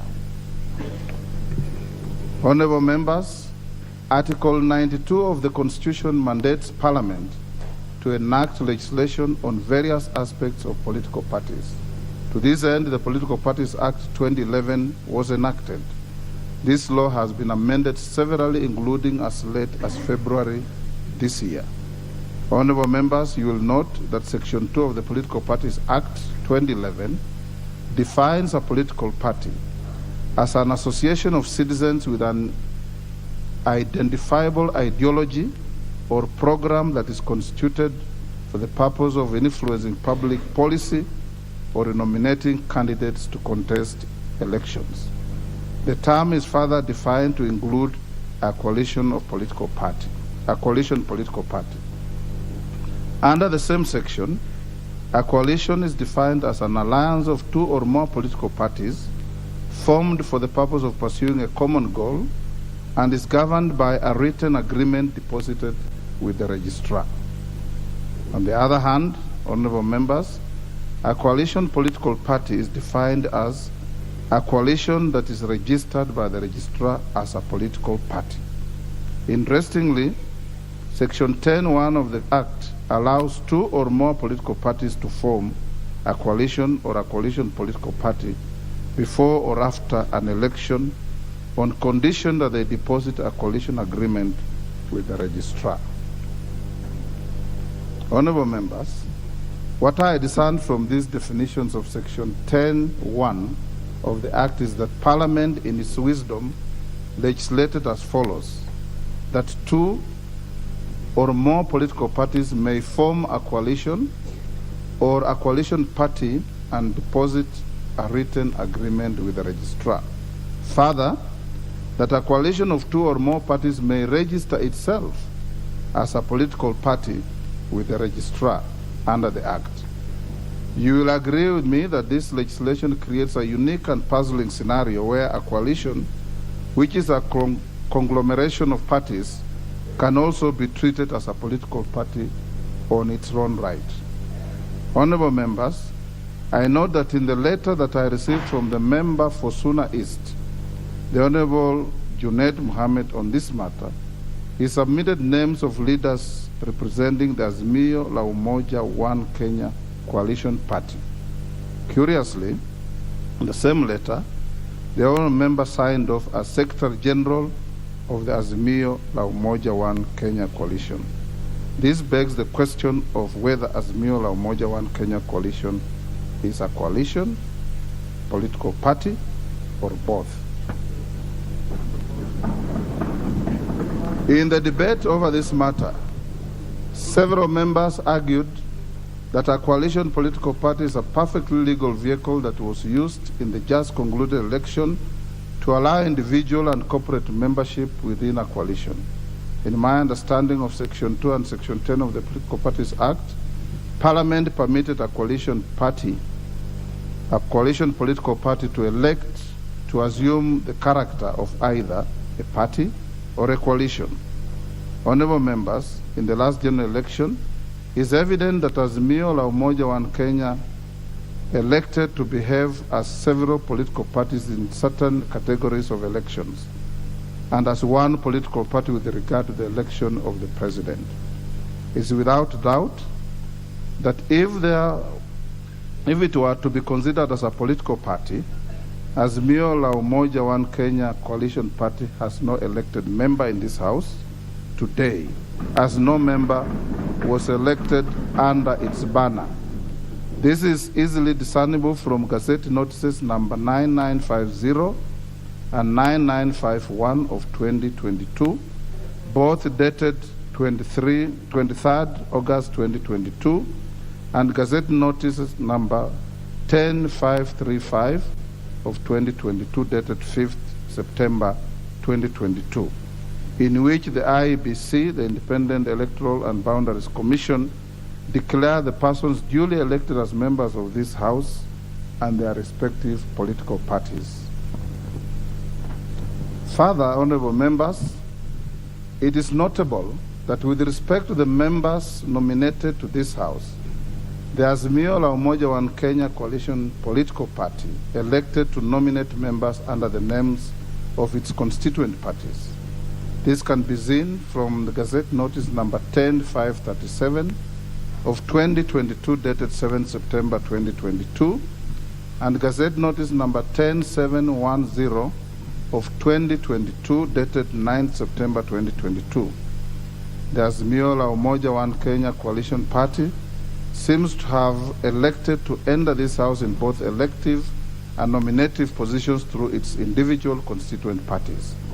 It is a clear demonstration of the coalition party's respect for freedom of association under Article 36 of the Constitution, which exercise of political rights under Article 38 of the Constitution and the freedom of speech and debate in the House under Article 117 of the Constitution.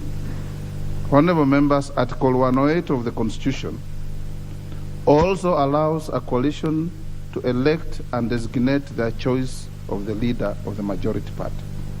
The claim by the Kenya Kwanza coalition is based under this limb. Similarly, the Azimio la Umoja One Kenya coalition political party has staked its claim to the leadership of the majority party in exercise of its second skin as a coalition.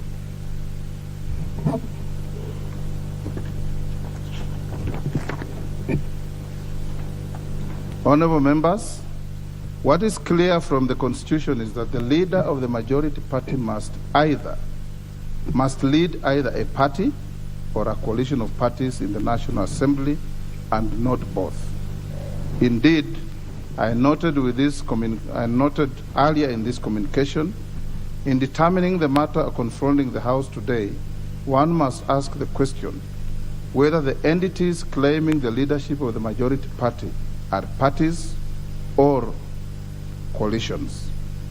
The provision of the Constitution seems not to envisage the position of the leader of the majority party being claimed by an entity that is both a party and a coalition of parties. It is apparent that, honorable members, while the Azimio la Umoja One Kenya coalition political party elected to behave as a political party in certain categories of elections in the last general election, it has now staked its claim to the leadership of the majority party in this House using its second skin as a coalition. The issue that arises at this stage is whether this conduct is in conformity with the expectation of Article 108 of the Constitution, which requires an entity to elect one of the two choices. You will recall that before the Sindie adjournment of the 12th Parliament, the standing orders were amended to insert a new standing order 2B.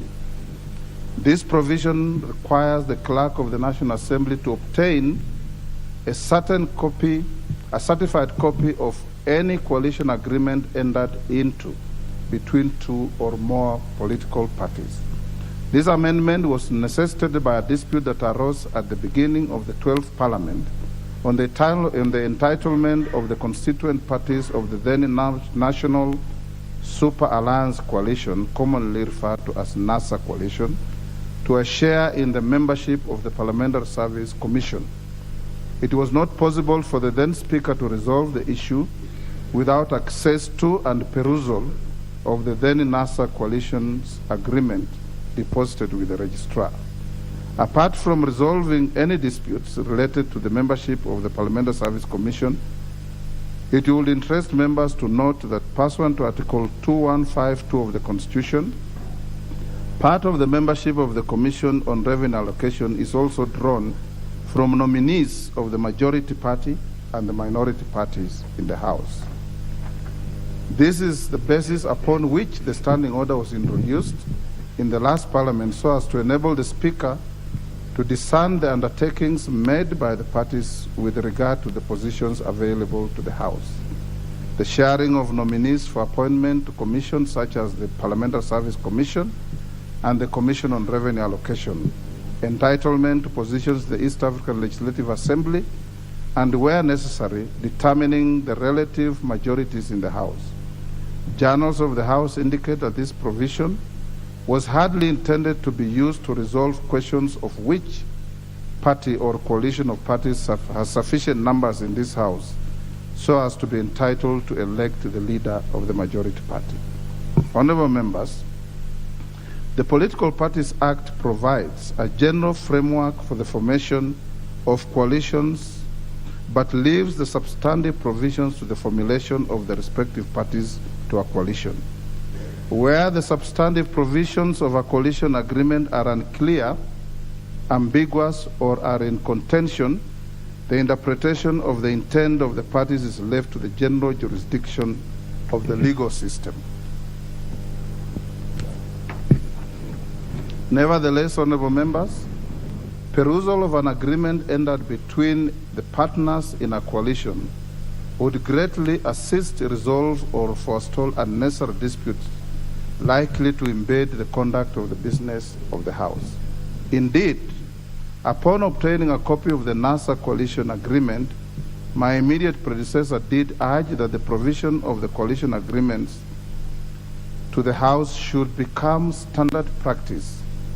This is what informed the introduction of new Standing Order 2B in our rules of procedure.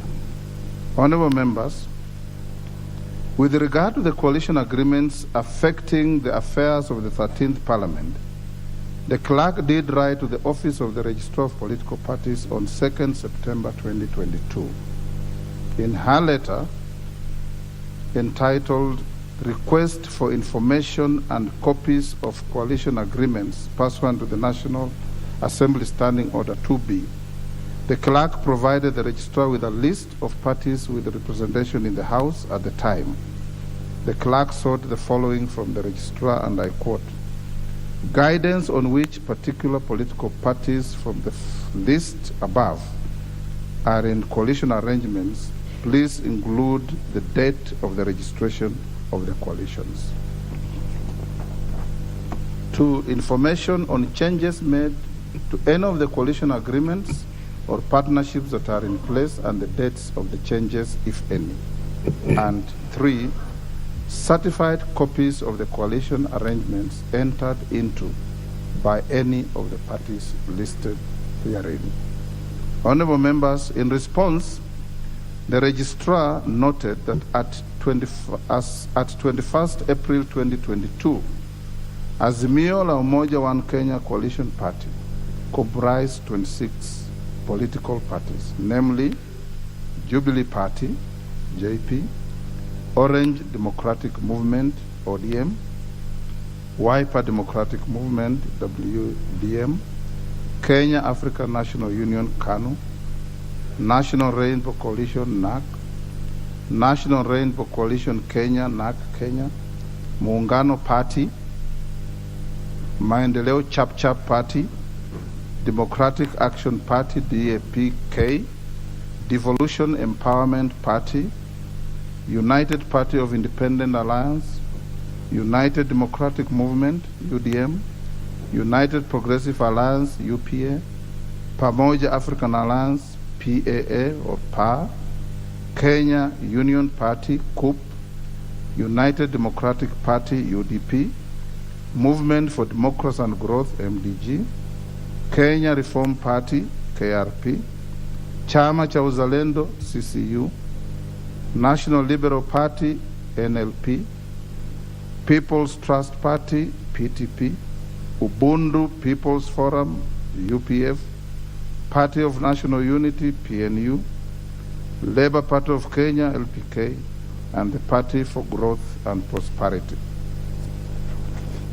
In the same letter, according to the registrar, the Kenya Kwanza Alliance comprises 15 political parties, with the UD, United Democratic Alliance, UDA, Amani Congress, National Congress, ANC, Forum for Restoration of Democracy Kenya, Ford Kenya, Chama cha Kazi, Communist Party of Kenya, CPK, the Service Party, TSP, Tuchibebe wa Kenya Party, Farmers Party, Devolution Party of Kenya, Economic Freedom Party, and the Umoja na Maendeleo Party as members of the coalition as at 3rd June 2022.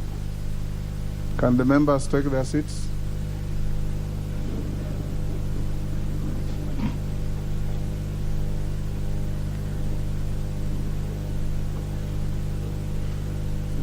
Honorable members, the letter further notes that the Democratic Party, the National Agenda Party of Kenya, the Grand Dream Development Party, and Chama cha Mashinani effectively became members of the coalition on 5th September 2022. The registrar also observed that the National Ordinary People Empowerment Union, NOPEU, is not a member of any of the coalitions. Honorable members, in the letter, the registrar also conveys that Maendeleo Chap Party, Pamoja African Alliance Party, PA, United Democratic Movement, UDM, and Movement for Democracy and Growth, MDG, have filed constitutional petitions and/or objections with regard to their membership of Azimio coalition. It is notable that despite the written request by the Clerk of the National Assembly, the registrar did not convey certified copies of any pre-election or post-election coalition agreement entered into by the parties with the representation in this House in the response to the letter dated 7 September 2022. May I at this juncture, honorable members, report to the House that surprisingly, the registrar today morning at 8:30 a.m. submitted to me through the office of the clerk documents said to be the certified copies of the coalition agreements for the Kenya Kwanza Alliance Coalition and the Azimio la Umoja One Kenya Coalition Party. Curiously, whereas the registrar's letter to the clerk for the National Assembly is dated 3rd October 2022, the accompanying agreements bear a certification of the following day, which is 4th October 2022. The letter and the documents were delivered to the office of the clerk today, the 6th October 2022, more than 6 weeks after the request by the clerk. Seemingly, this may be read by any reasonable person to be a reaction to the proceedings of the House on Tuesday, 4th October 2022. Nevertheless, I have had occasion to peruse the documents accompanying the letter as against the documents tabled in the House on Tuesday this week. Despite attempting to advise the House on the status of the coalition agreements affecting the composition of the House as at 3rd October 2022, the registrar has again failed to mention the existence of any post-election coalition agreements. This is a glaring omission when viewed against the post-election coalition agreements tabled by the member for Kikuyu constituency during the proceedings. The post-election coalition agreements are critical to the Speaker for purposes of guaranteeing the constitutional rights and political freedoms of the members of this House elected under UDM, PA, MCCP, and MDG. Honorable members, this now brings me to the submissions made by the Honorable Opio Wandai on the significance to be attached to the response of the Registrar of Political Parties, which he also tabled in the House on Tuesday this week, and any subsequent communication from the Registrar. It will be recalled, honorable members, that the distinguished member for Ugunja submitted that the Speaker has no other role apart from conveying information contained in the letter by the Registrar to the House. You will agree with me that this view is untenable for two main reasons. First, Section 10 of the Political Parties Act 2011 is clear that coalitions are not cast in stone but are an evolving arrangements which can occur both prior to and after election. The Registrar has shied away from making a determination on the post-election status of the existing coalitions in light of the submissions made by part of the membership of this House, and letters written to me by a number of members relating to post-election coalitions. The Speaker ought not to be a conduit for this indecision, insofar as it has the potential of curtailing the business of the House, which is an important constitutional arm of the national government. Secondly, you'll also agree with me, honorable members, that the assertion by the honorable member for Gunja is flawed on account of the history I have given on the House relating to the rationale of introducing Standing Order 2B. It is indeed an established parliamentary practice that the Speaker is not a mere conveyor belt of information. The Speaker must apply his mind to any communication or document before it is presented to the House or admitted for use in the House. This is important in order to comply with the standing orders of this House and to protect the dignity of the House. Honorable members, in the present instance, Standing Order 2B expressly requires the clerk to obtain a certified copy of any coalition agreement to assist the Speaker to ascertain the relative majorities of the House and facilitate the transaction of the business of the House. Certification of the document and determination of its veracity and admissibility is of prime importance. You will agree with me again, honorable members, that there would be chaos in this House if I was to make rulings on the basis of unauthenticated and verifiable and inadmissible documents that affect the rights of members. Honorable members, I do note that unless the Political Parties Act is amended or the House exercises its powers to call for evidence under Article 125 of the Constitution, there currently exists no express statutory obligation to the Registrar to furnish the House with the coalition agreements as contemplated under Standing Order 2B. As a matter of fact, the 12th Parliament noted this particular gap and proposed amendments to the Political Parties Act, whose introduction I approved in my communication issued during the afternoon sitting of Tuesday. Those members of JLAC have a job to do to cure this lacuna.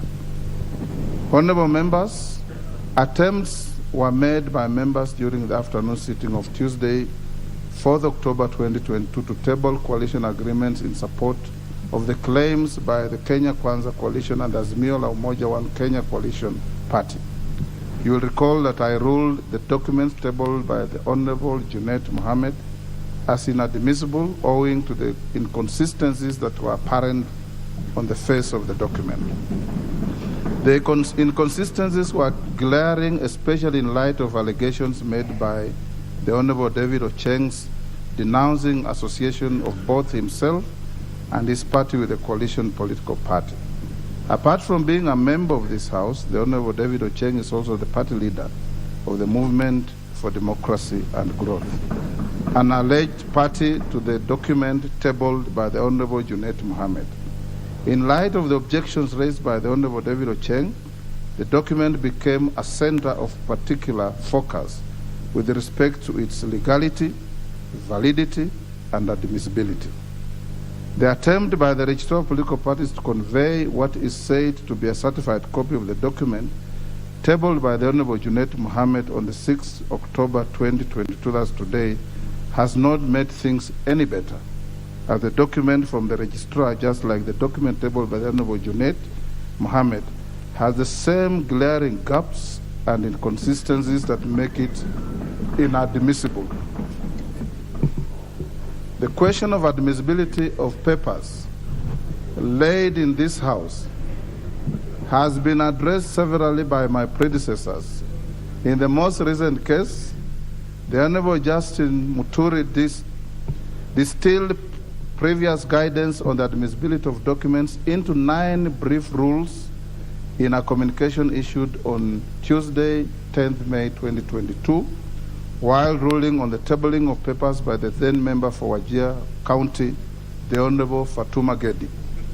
The then Speaker ruled that in assessing the admissibility and or authenticity or otherwise of a document tabled in the House, the Speaker ought to examine whether the document, 1, relates to the matter for which it has been tabled, 2, is signed, and if it is a government document, by the authorized person or persons, 3, bears the emblem or logo of the institution or person from which it originated, or coat of arms in the case of documents from government agencies, 4, clearly indicates the author and person to whom it is addressed, 5, discloses the origin or source of the document, 6, bears certification where a document other than the original is being tabled, 7, if electronic, has been obtained from a source that does not permit alteration of content,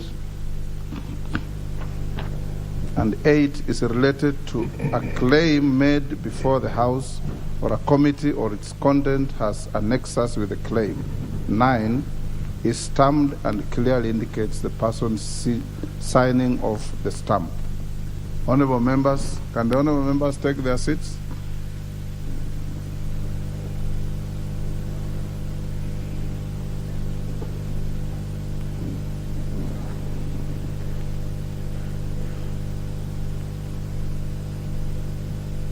Honorable members, a perusal of the document tabled by the Honorable Junaid Mohammed and the version conveyed by the Registrar of Political Parties reveals glaring inconsistencies in both documents. With regard to signatures, there is no uniformity in the manner in which the various pages of the documents have been signed off or initialed. Some pages in the documents contain fewer signatures than others, while page 3 of both documents in particular contain signatures that are hardly visible. The pagination of the two documents is also inconsistent. Order, honorable members. The pagination of the two documents is also inconsistent. Page 1 to 22 bear page numbers. Several pages with signatures bear no page numbers, and a paginated page appears randomly between unpaginated pages. I'm inclined to think that these are superimpositions. Honorable members, may I at this point bring to the attention of the House that several members say to belong to the Azimio la Umoja One Kenya Coalition Party have formally written to my office to denounce the association with the party.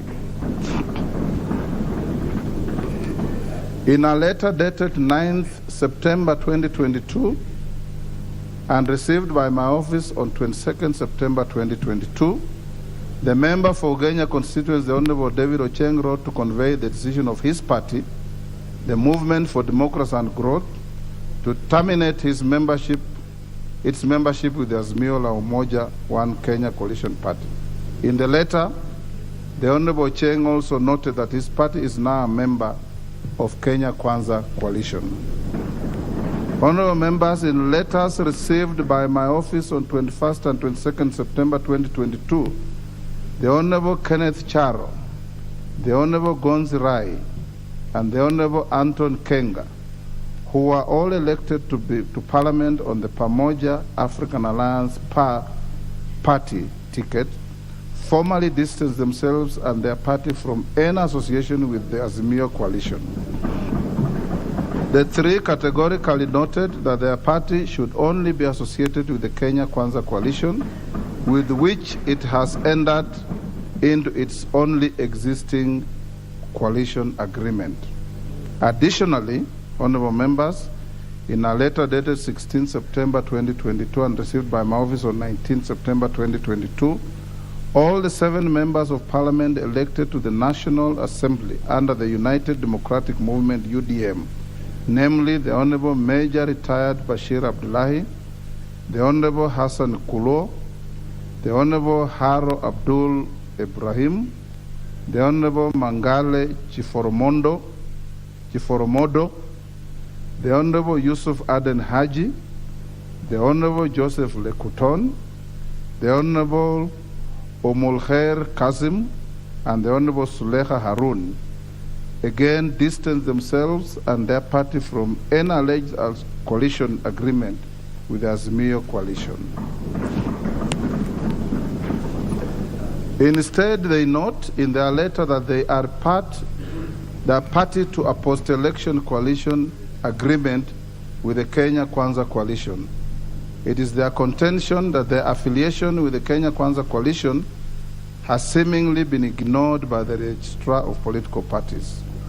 Honorable members, it will be recalled that during the debate on this matter on Tuesday this week, the Honorable Cheng, the Honorable Kasait Kamket, the Honorable Mwengi Mutuse, the Honorable Bashir Abdullahi, and the Honorable Kenneth Charo also did raise serious concerns as to the membership of the Movement for Democracy and Growth MDG, the Kenya African National Union KANU, the Maendeleo Chap Party MCCP, the United Democratic Movement UDM, and the Pamoja African Alliance Party in the Azimio la Umoja One Kenya Coalition Party. At this stage, honorable members, the question that comes to my mind as your speaker is, what am I meant to do with these contentions? Honorable members, allegations were also made by a number of members on alleged coercion and duress while entering into agreements with one of the coalitions. This, all the honorable members, I have not finished what I'm saying.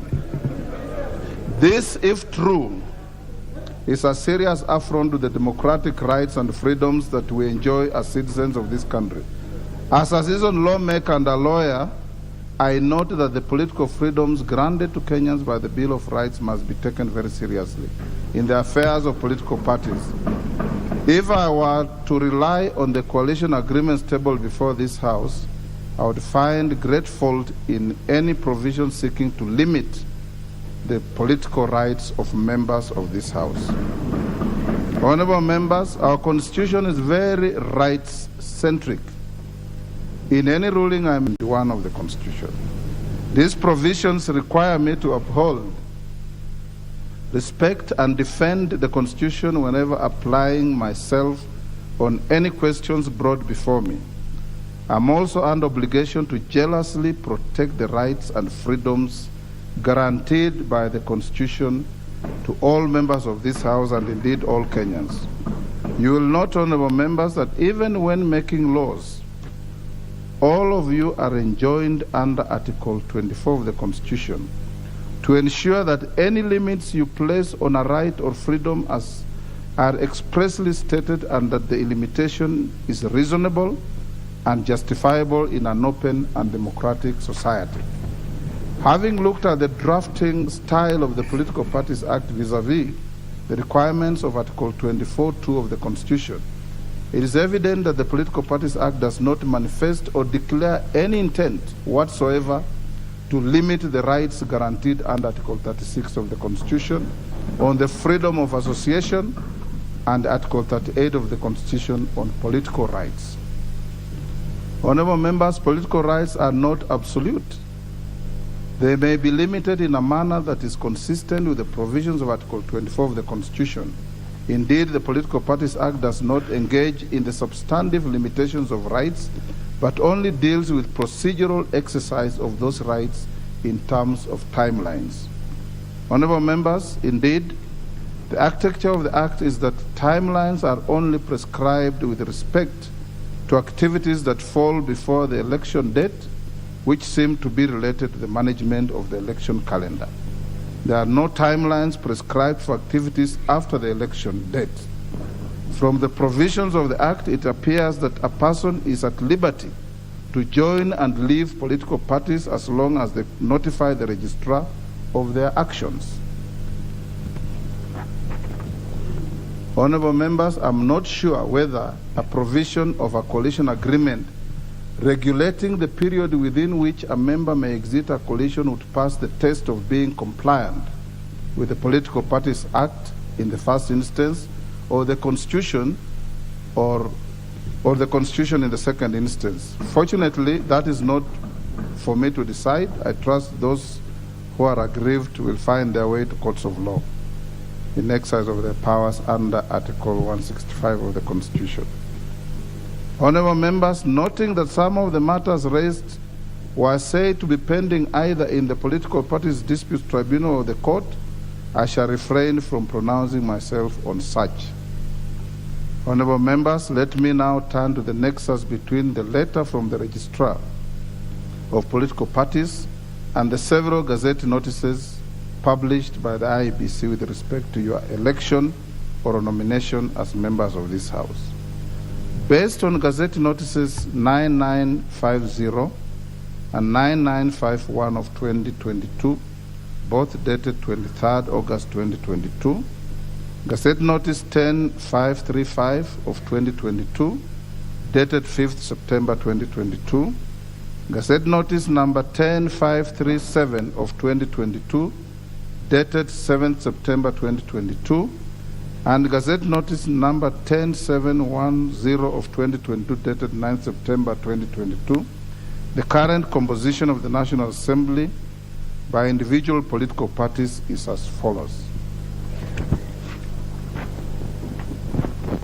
United Democratic Alliance UDA 145, Orange Democratic Movement ODM 86, Jubilee Political Party 28, Wiper Democratic Movement 26, United Democratic Movement 8, Amani National Congress 8, Ford Kenya 6, Kenya African National Union KANU 6, Democratic Alliance Part of Kenya 5, Pamoja African Alliance PA 3, Kenya Union Party 3, United Party of Independent Alliance UPIA 2, Maendeleo Chap Chap 2, the Service Party TSP 2, United Progressive Alliance Party UPA 1, National Alliance Party of Kenya NAPK 1, National Ordinary People Empowerment Union NOPEU 1,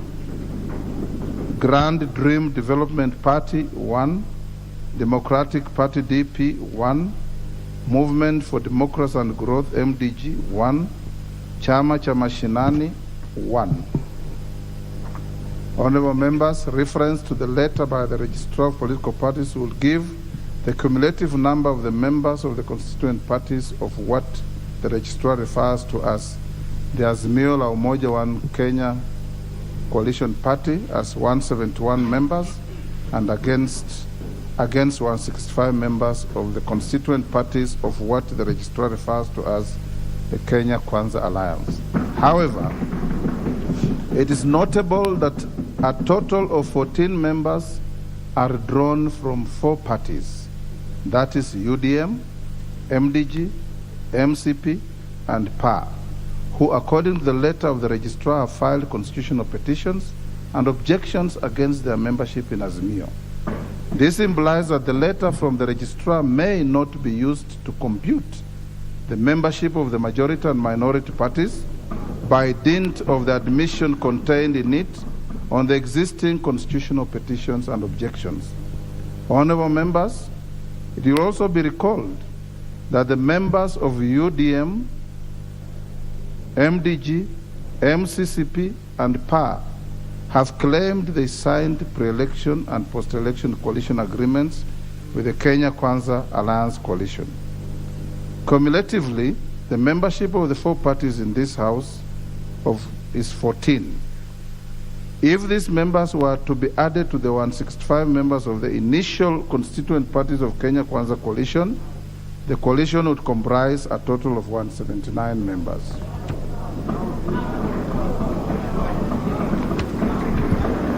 Consequently, the Azimio coalition would then, I have not finished this ruling at all.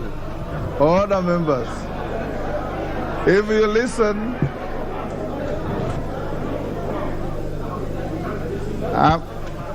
I'm sure the Honorable Mbandi, you know the difference between if and when.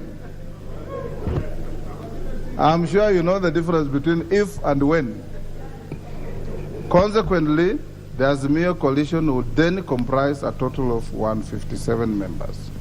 However, honorable members, the pending constitutional cases and objections by members of UDM, MDG, MCCP, and PA noted by the registrar of political parties in addition to the letters sent by the members and the contentions recorded during Tuesday's sitting have a profound bearing on the matter at hand insofar as the same relates to the business of the House.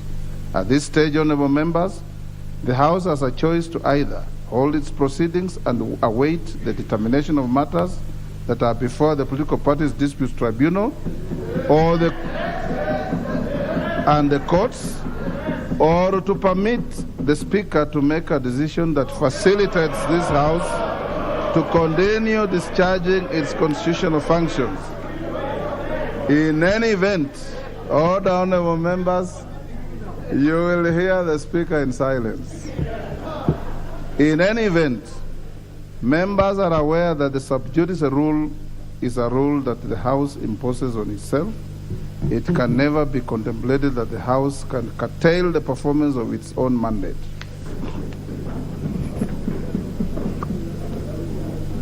Can the honorable members at the bar take their seats?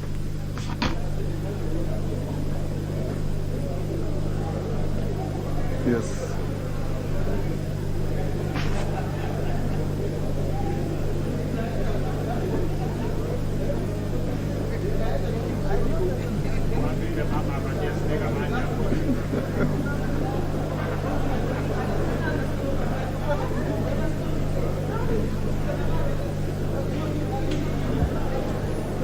Honorable members, take your seats or take your oath. I've given you. Okay, honorable members, as this includes, among others, the formation of not only the House Business Committee but also other key committees of the House, whose membership must be appointed within a prescribed timeline of 7 days, and others that are extremely critical to the functioning of this House and the national government. Honorable members, the committees that ought to be constituted within 7 days include the following: the House Business Committee, which determines, prioritizes, approves the business to be considered by this House under Standing Order 171. The Committee on Selection, which is responsible for nominating members to serve in committees under Standing Order 172. The Committee on Appointments, which is responsible for vetting of persons nominated to serve as Cabinet Secretaries under Article 152(2) of the Constitution. The Budget and Appropriations Committee, which is responsible for consideration of the budget estimates. The National Government Constituencies Development Fund Committee, which is responsible for overseeing the policy and legislative framework matters relating to NGCDF. This is especially important, noting the need for a forum to deliberate some current matters that you are all fully aware of.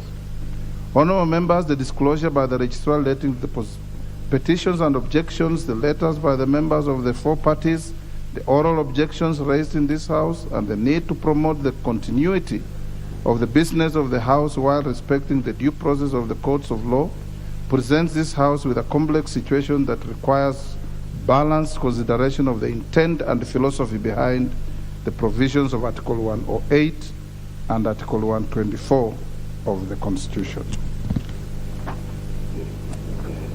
Honorable members, in determining this delicate balance between the provisions that establishes the leadership positions of the House and the provisions which empowers this House to make its own rules of procedure, due regard must be given to Article 3 of the Constitution, which requires all persons to protect, defend, and uphold the Constitution, and Article 10 of the Constitution, which requires one to apply the national values and principles of governance when interpreting the Constitution.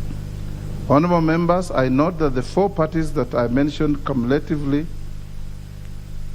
comprise 14 members. The members elected this House under the four parties have exercised their freedom of association under Article 36 of the Constitution. They have already migrated to the Kenya Kwanza Alliance both in writing and in action. The parties are already enjoying the benefits accruing from their membership of the Kenya Kwanza Coalition, based on the coalition agreements that they signed and deposited with the registrar. Indeed, Indeed, honorable members, as noted earlier, the 14 members have written to me, distancing themselves and their parties from the Azimio coalition, and have called upon the Speaker to recognize their coalition agreement with Kenya Kwanza with respect to the business of this House. I also did note the verbal representation made by the 14 members during the debate on the Tuesday, the 4th of October. Honorable members, I started by noting the sentiments of the Honorable John Badi on the fact that the members comprising the leadership of Kenya Kwanza Coalition and the Azimio la Umoja One Kenya Coalition Party was not in contention. Indeed, no objection was raised during the debate on the issue of either proposing an alternative lineup or the alluding to the existence of any other coalition comprising any parties with the representation in this House. Having addressed the question of who between the Kenya Kwanza Coalition and the Azimio la Umoja One Kenya Coalition is entitled to appoint the leader of the majority party, allow me to discharge my responsibilities under Standing Order 19A4 and 24 with respect to the leadership of the House in the 13th Parliament. Honorable members, allow me now to address the House on the fate of the letters from Jeremiah Kioni before I come to that point. The Secretary General of the Jubilee Party, which I mentioned in my communication on Tuesday, 4th October. The Jubilee Party, and indeed any other parliamentary party, is at liberty to designate its party leaders and whips by dint of the provisions of Standing Order 20A, which provides for the recognition of parliamentary parties. Specifically, the Standing Order provides that a parliamentary party has the right to designate a leader and whip of the party in the House for purposes of the transaction of the business of the House. However, in parliamentary practice, the House frowns upon any purported communication emanating from strangers, especially if the matter relates to the internal organization of sections within the House. This is intended to ensure that the House only deals with persons that it can interact with and hold to account should need arise. For clarity, Standing Order 28.3 provides, and I quote, the names of the members designated as party whips shall be communicated to the Speaker in writing by the leader of the majority party on behalf of the majority party, by the leader of the minority party on behalf of the minority party, and the leader of a parliamentary party in the National Assembly in a case of a parliamentary party that is not part of the coalition forming the majority party or the minority party. In order to facilitate the transaction of the business of the House, the leader of the majority party and the leader of the minority party are required to forward to me the names of members who shall sit in the 5 critical committees that I mentioned earlier.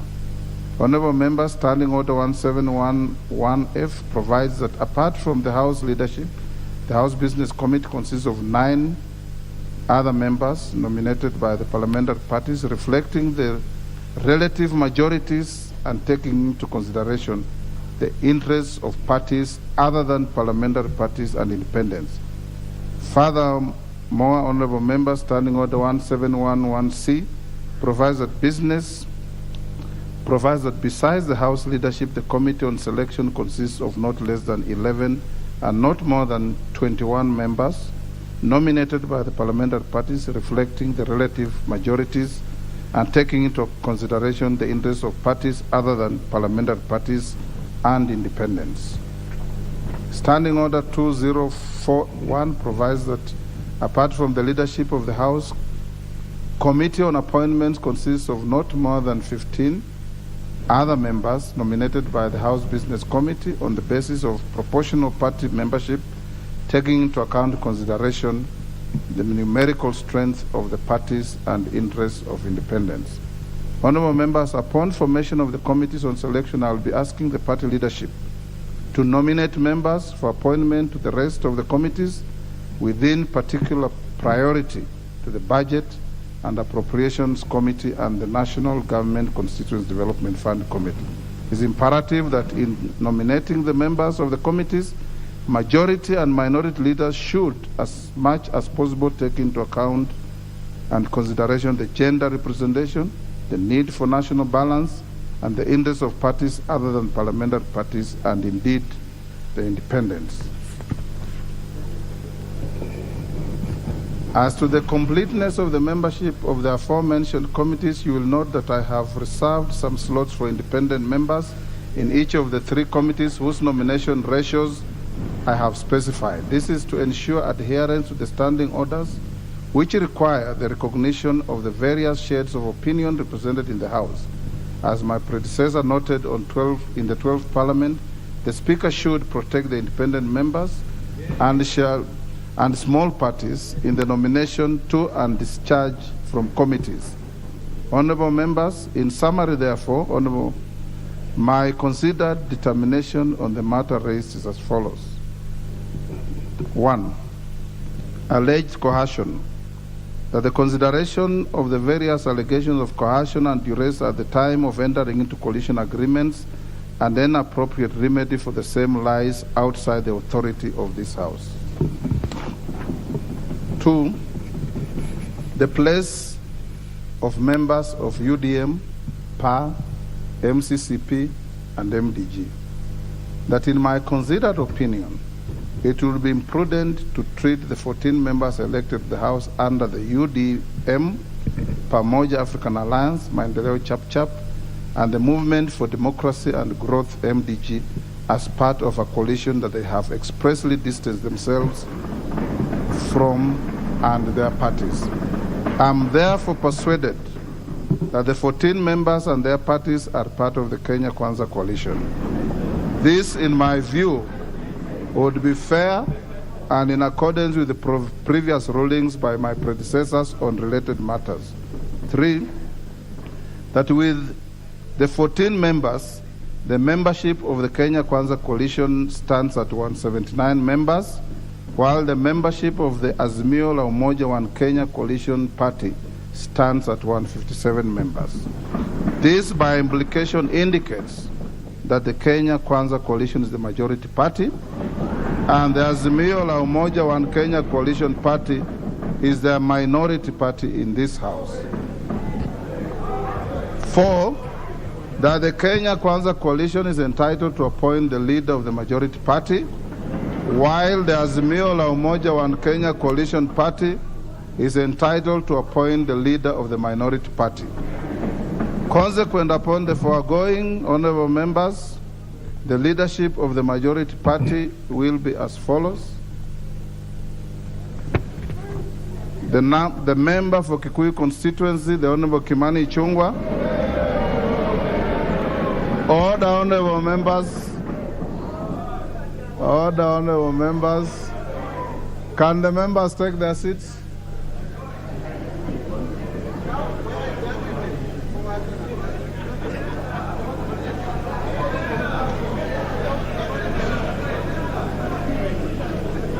The member for Kilifi North, the Honorable Owen Baya, is the deputy leader of the majority party. The member for South Mugirango, the Honorable Silvanos Osoro, is the majority party whip. The member for Marsabit County, the Honorable Naomi Jilo Wako, is the deputy majority whip. Leadership of the minority party. That with regard to the minority party, the member for Ugunja, the Honorable Pio Wandai, is the leader of the minority party. The member for Kadiani, the Honorable Robert Mbui, is the deputy leader of the minority party. The member for Suna East, the Honorable Junet Muhammad, is the minority party whip. And the nominated member, the Honorable Sabina Chege, is the deputy minority whip.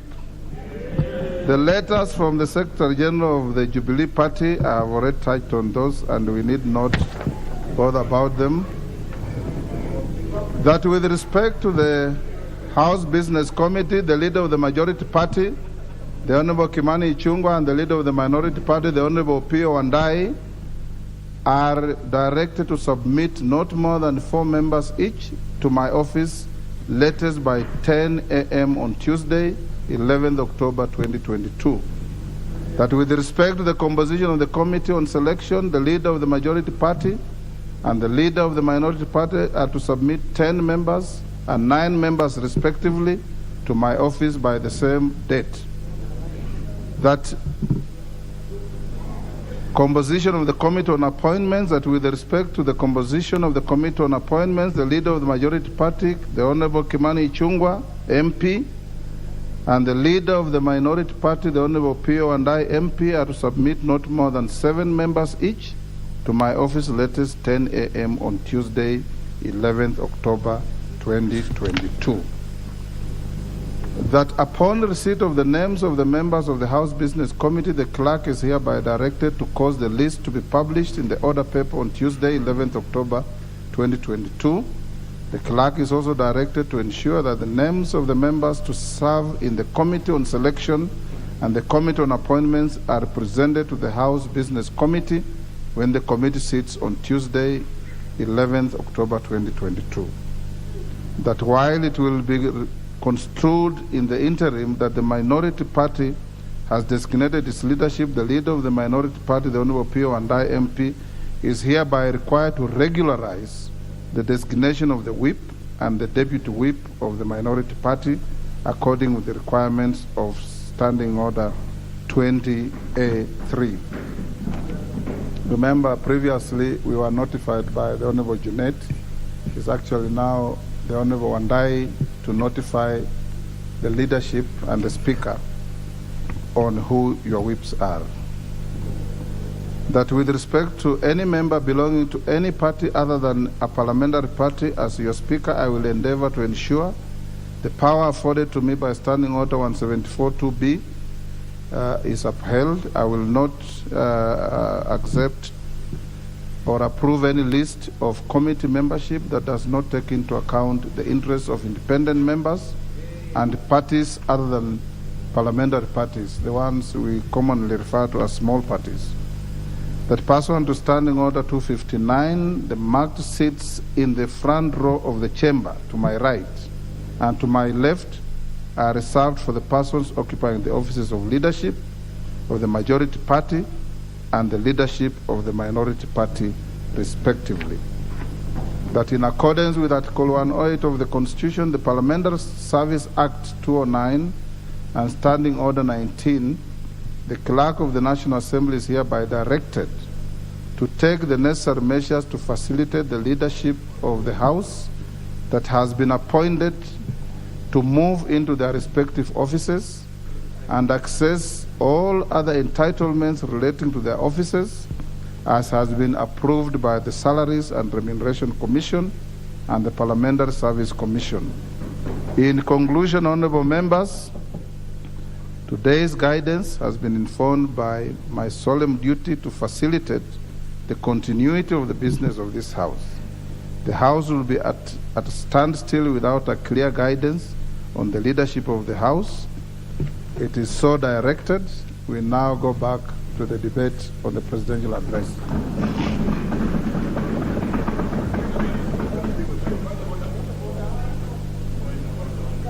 Yes, the Honorable Wandai. Yes, the Speaker, I have listened keenly to your ruling on this contentious issue. Whereas, of course, I don't agree with it, I would wish to acknowledge the fact that this House operates in a quasi-judicial manner. And therefore, in line with the rules of natural justice, tenets of democracy, and established jurisprudence, I would wish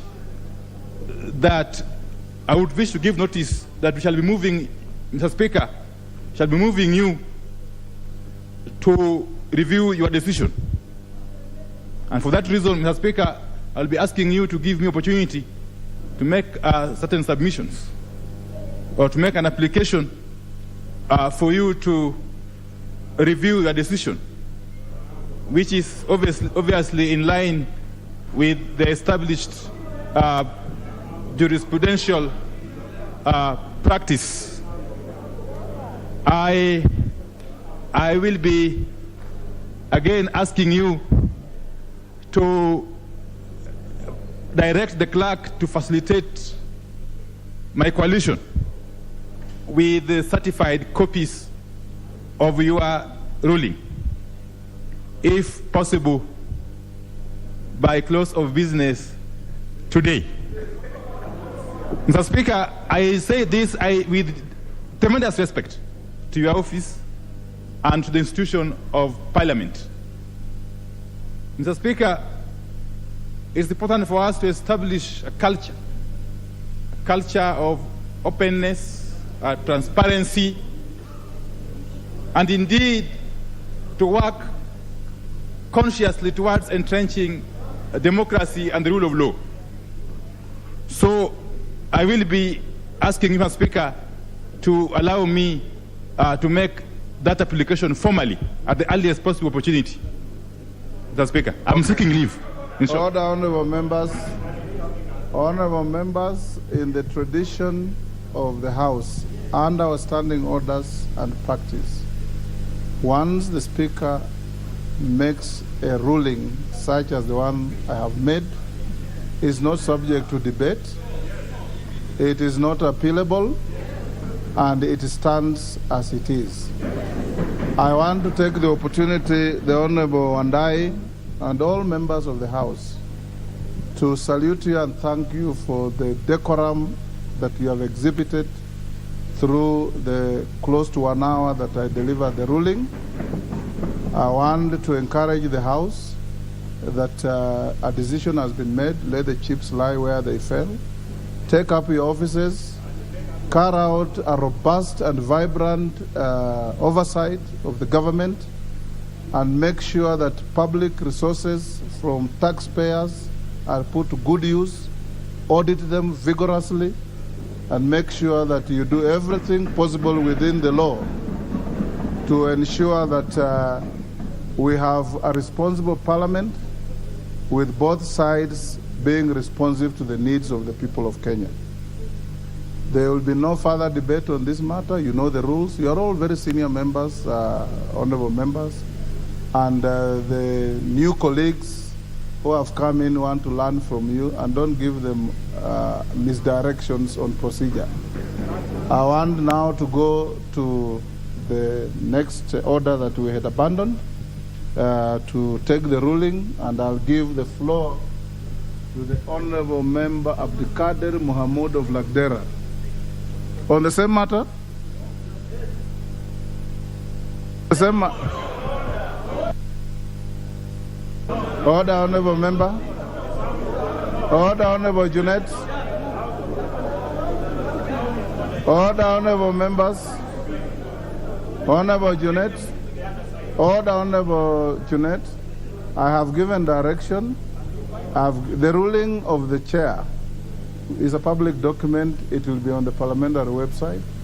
You can get it in the course of the evening or tomorrow, depending on what the clerks will do. And you can analyze it, you can critique it, you can do many things about it except debating it on the floor of this House.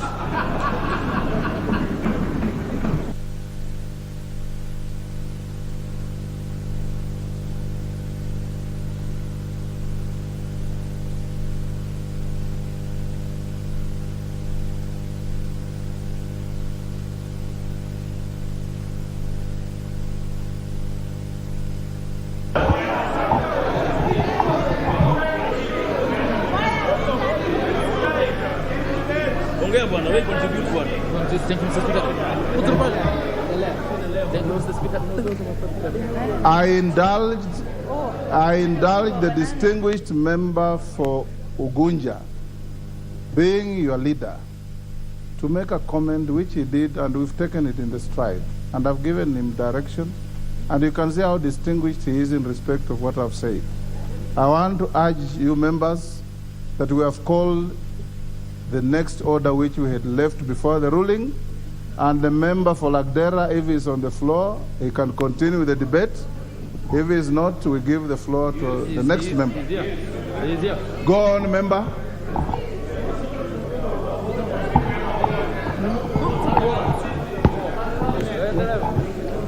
Thank you, Mr. Speaker.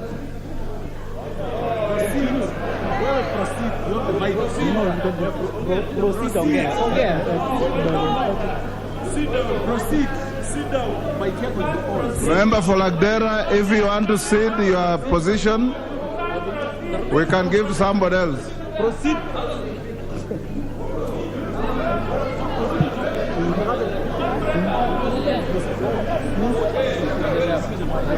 Right now.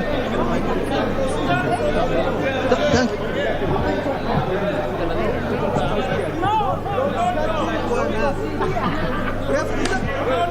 Order, honorable members, order. Order, honorable members. Order. Honorable members, order. Order, honorable members. The member for Lagdera, you will forfeit your position. You don't want to speak.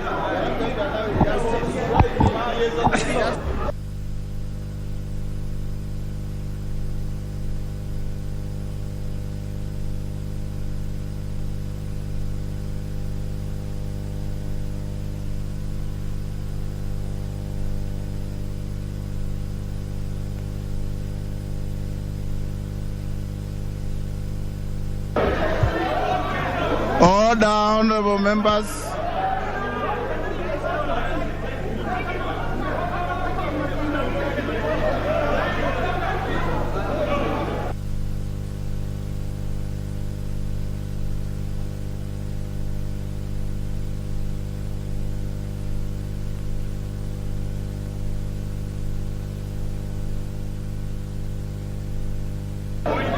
Order, honorable members. Order. Order, honorable members. Yes. Yes.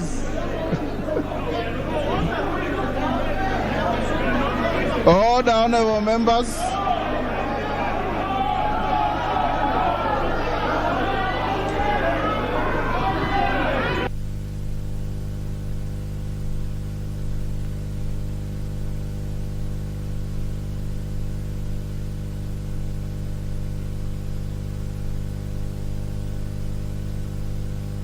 Order, honorable members. Order, honorable members.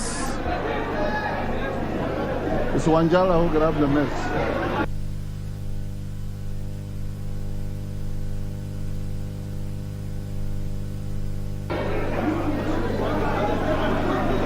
Order, honorable members. Order, honorable members.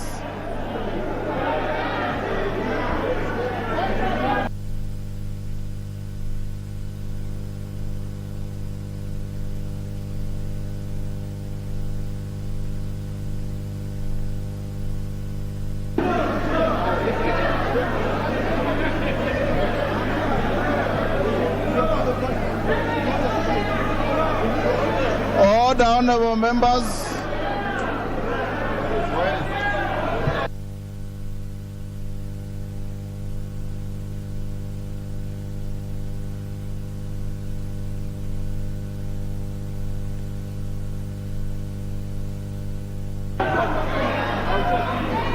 Order, honorable members. Order.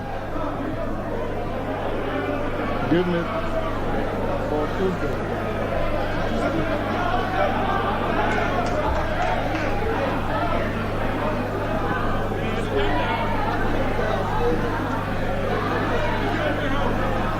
Honorable members, all honorable members, this House will stand adjourned until Tuesday. Order. The House will be adjourned until Tuesday, the 11th of October, 2022 at 2:30 p.m. Order.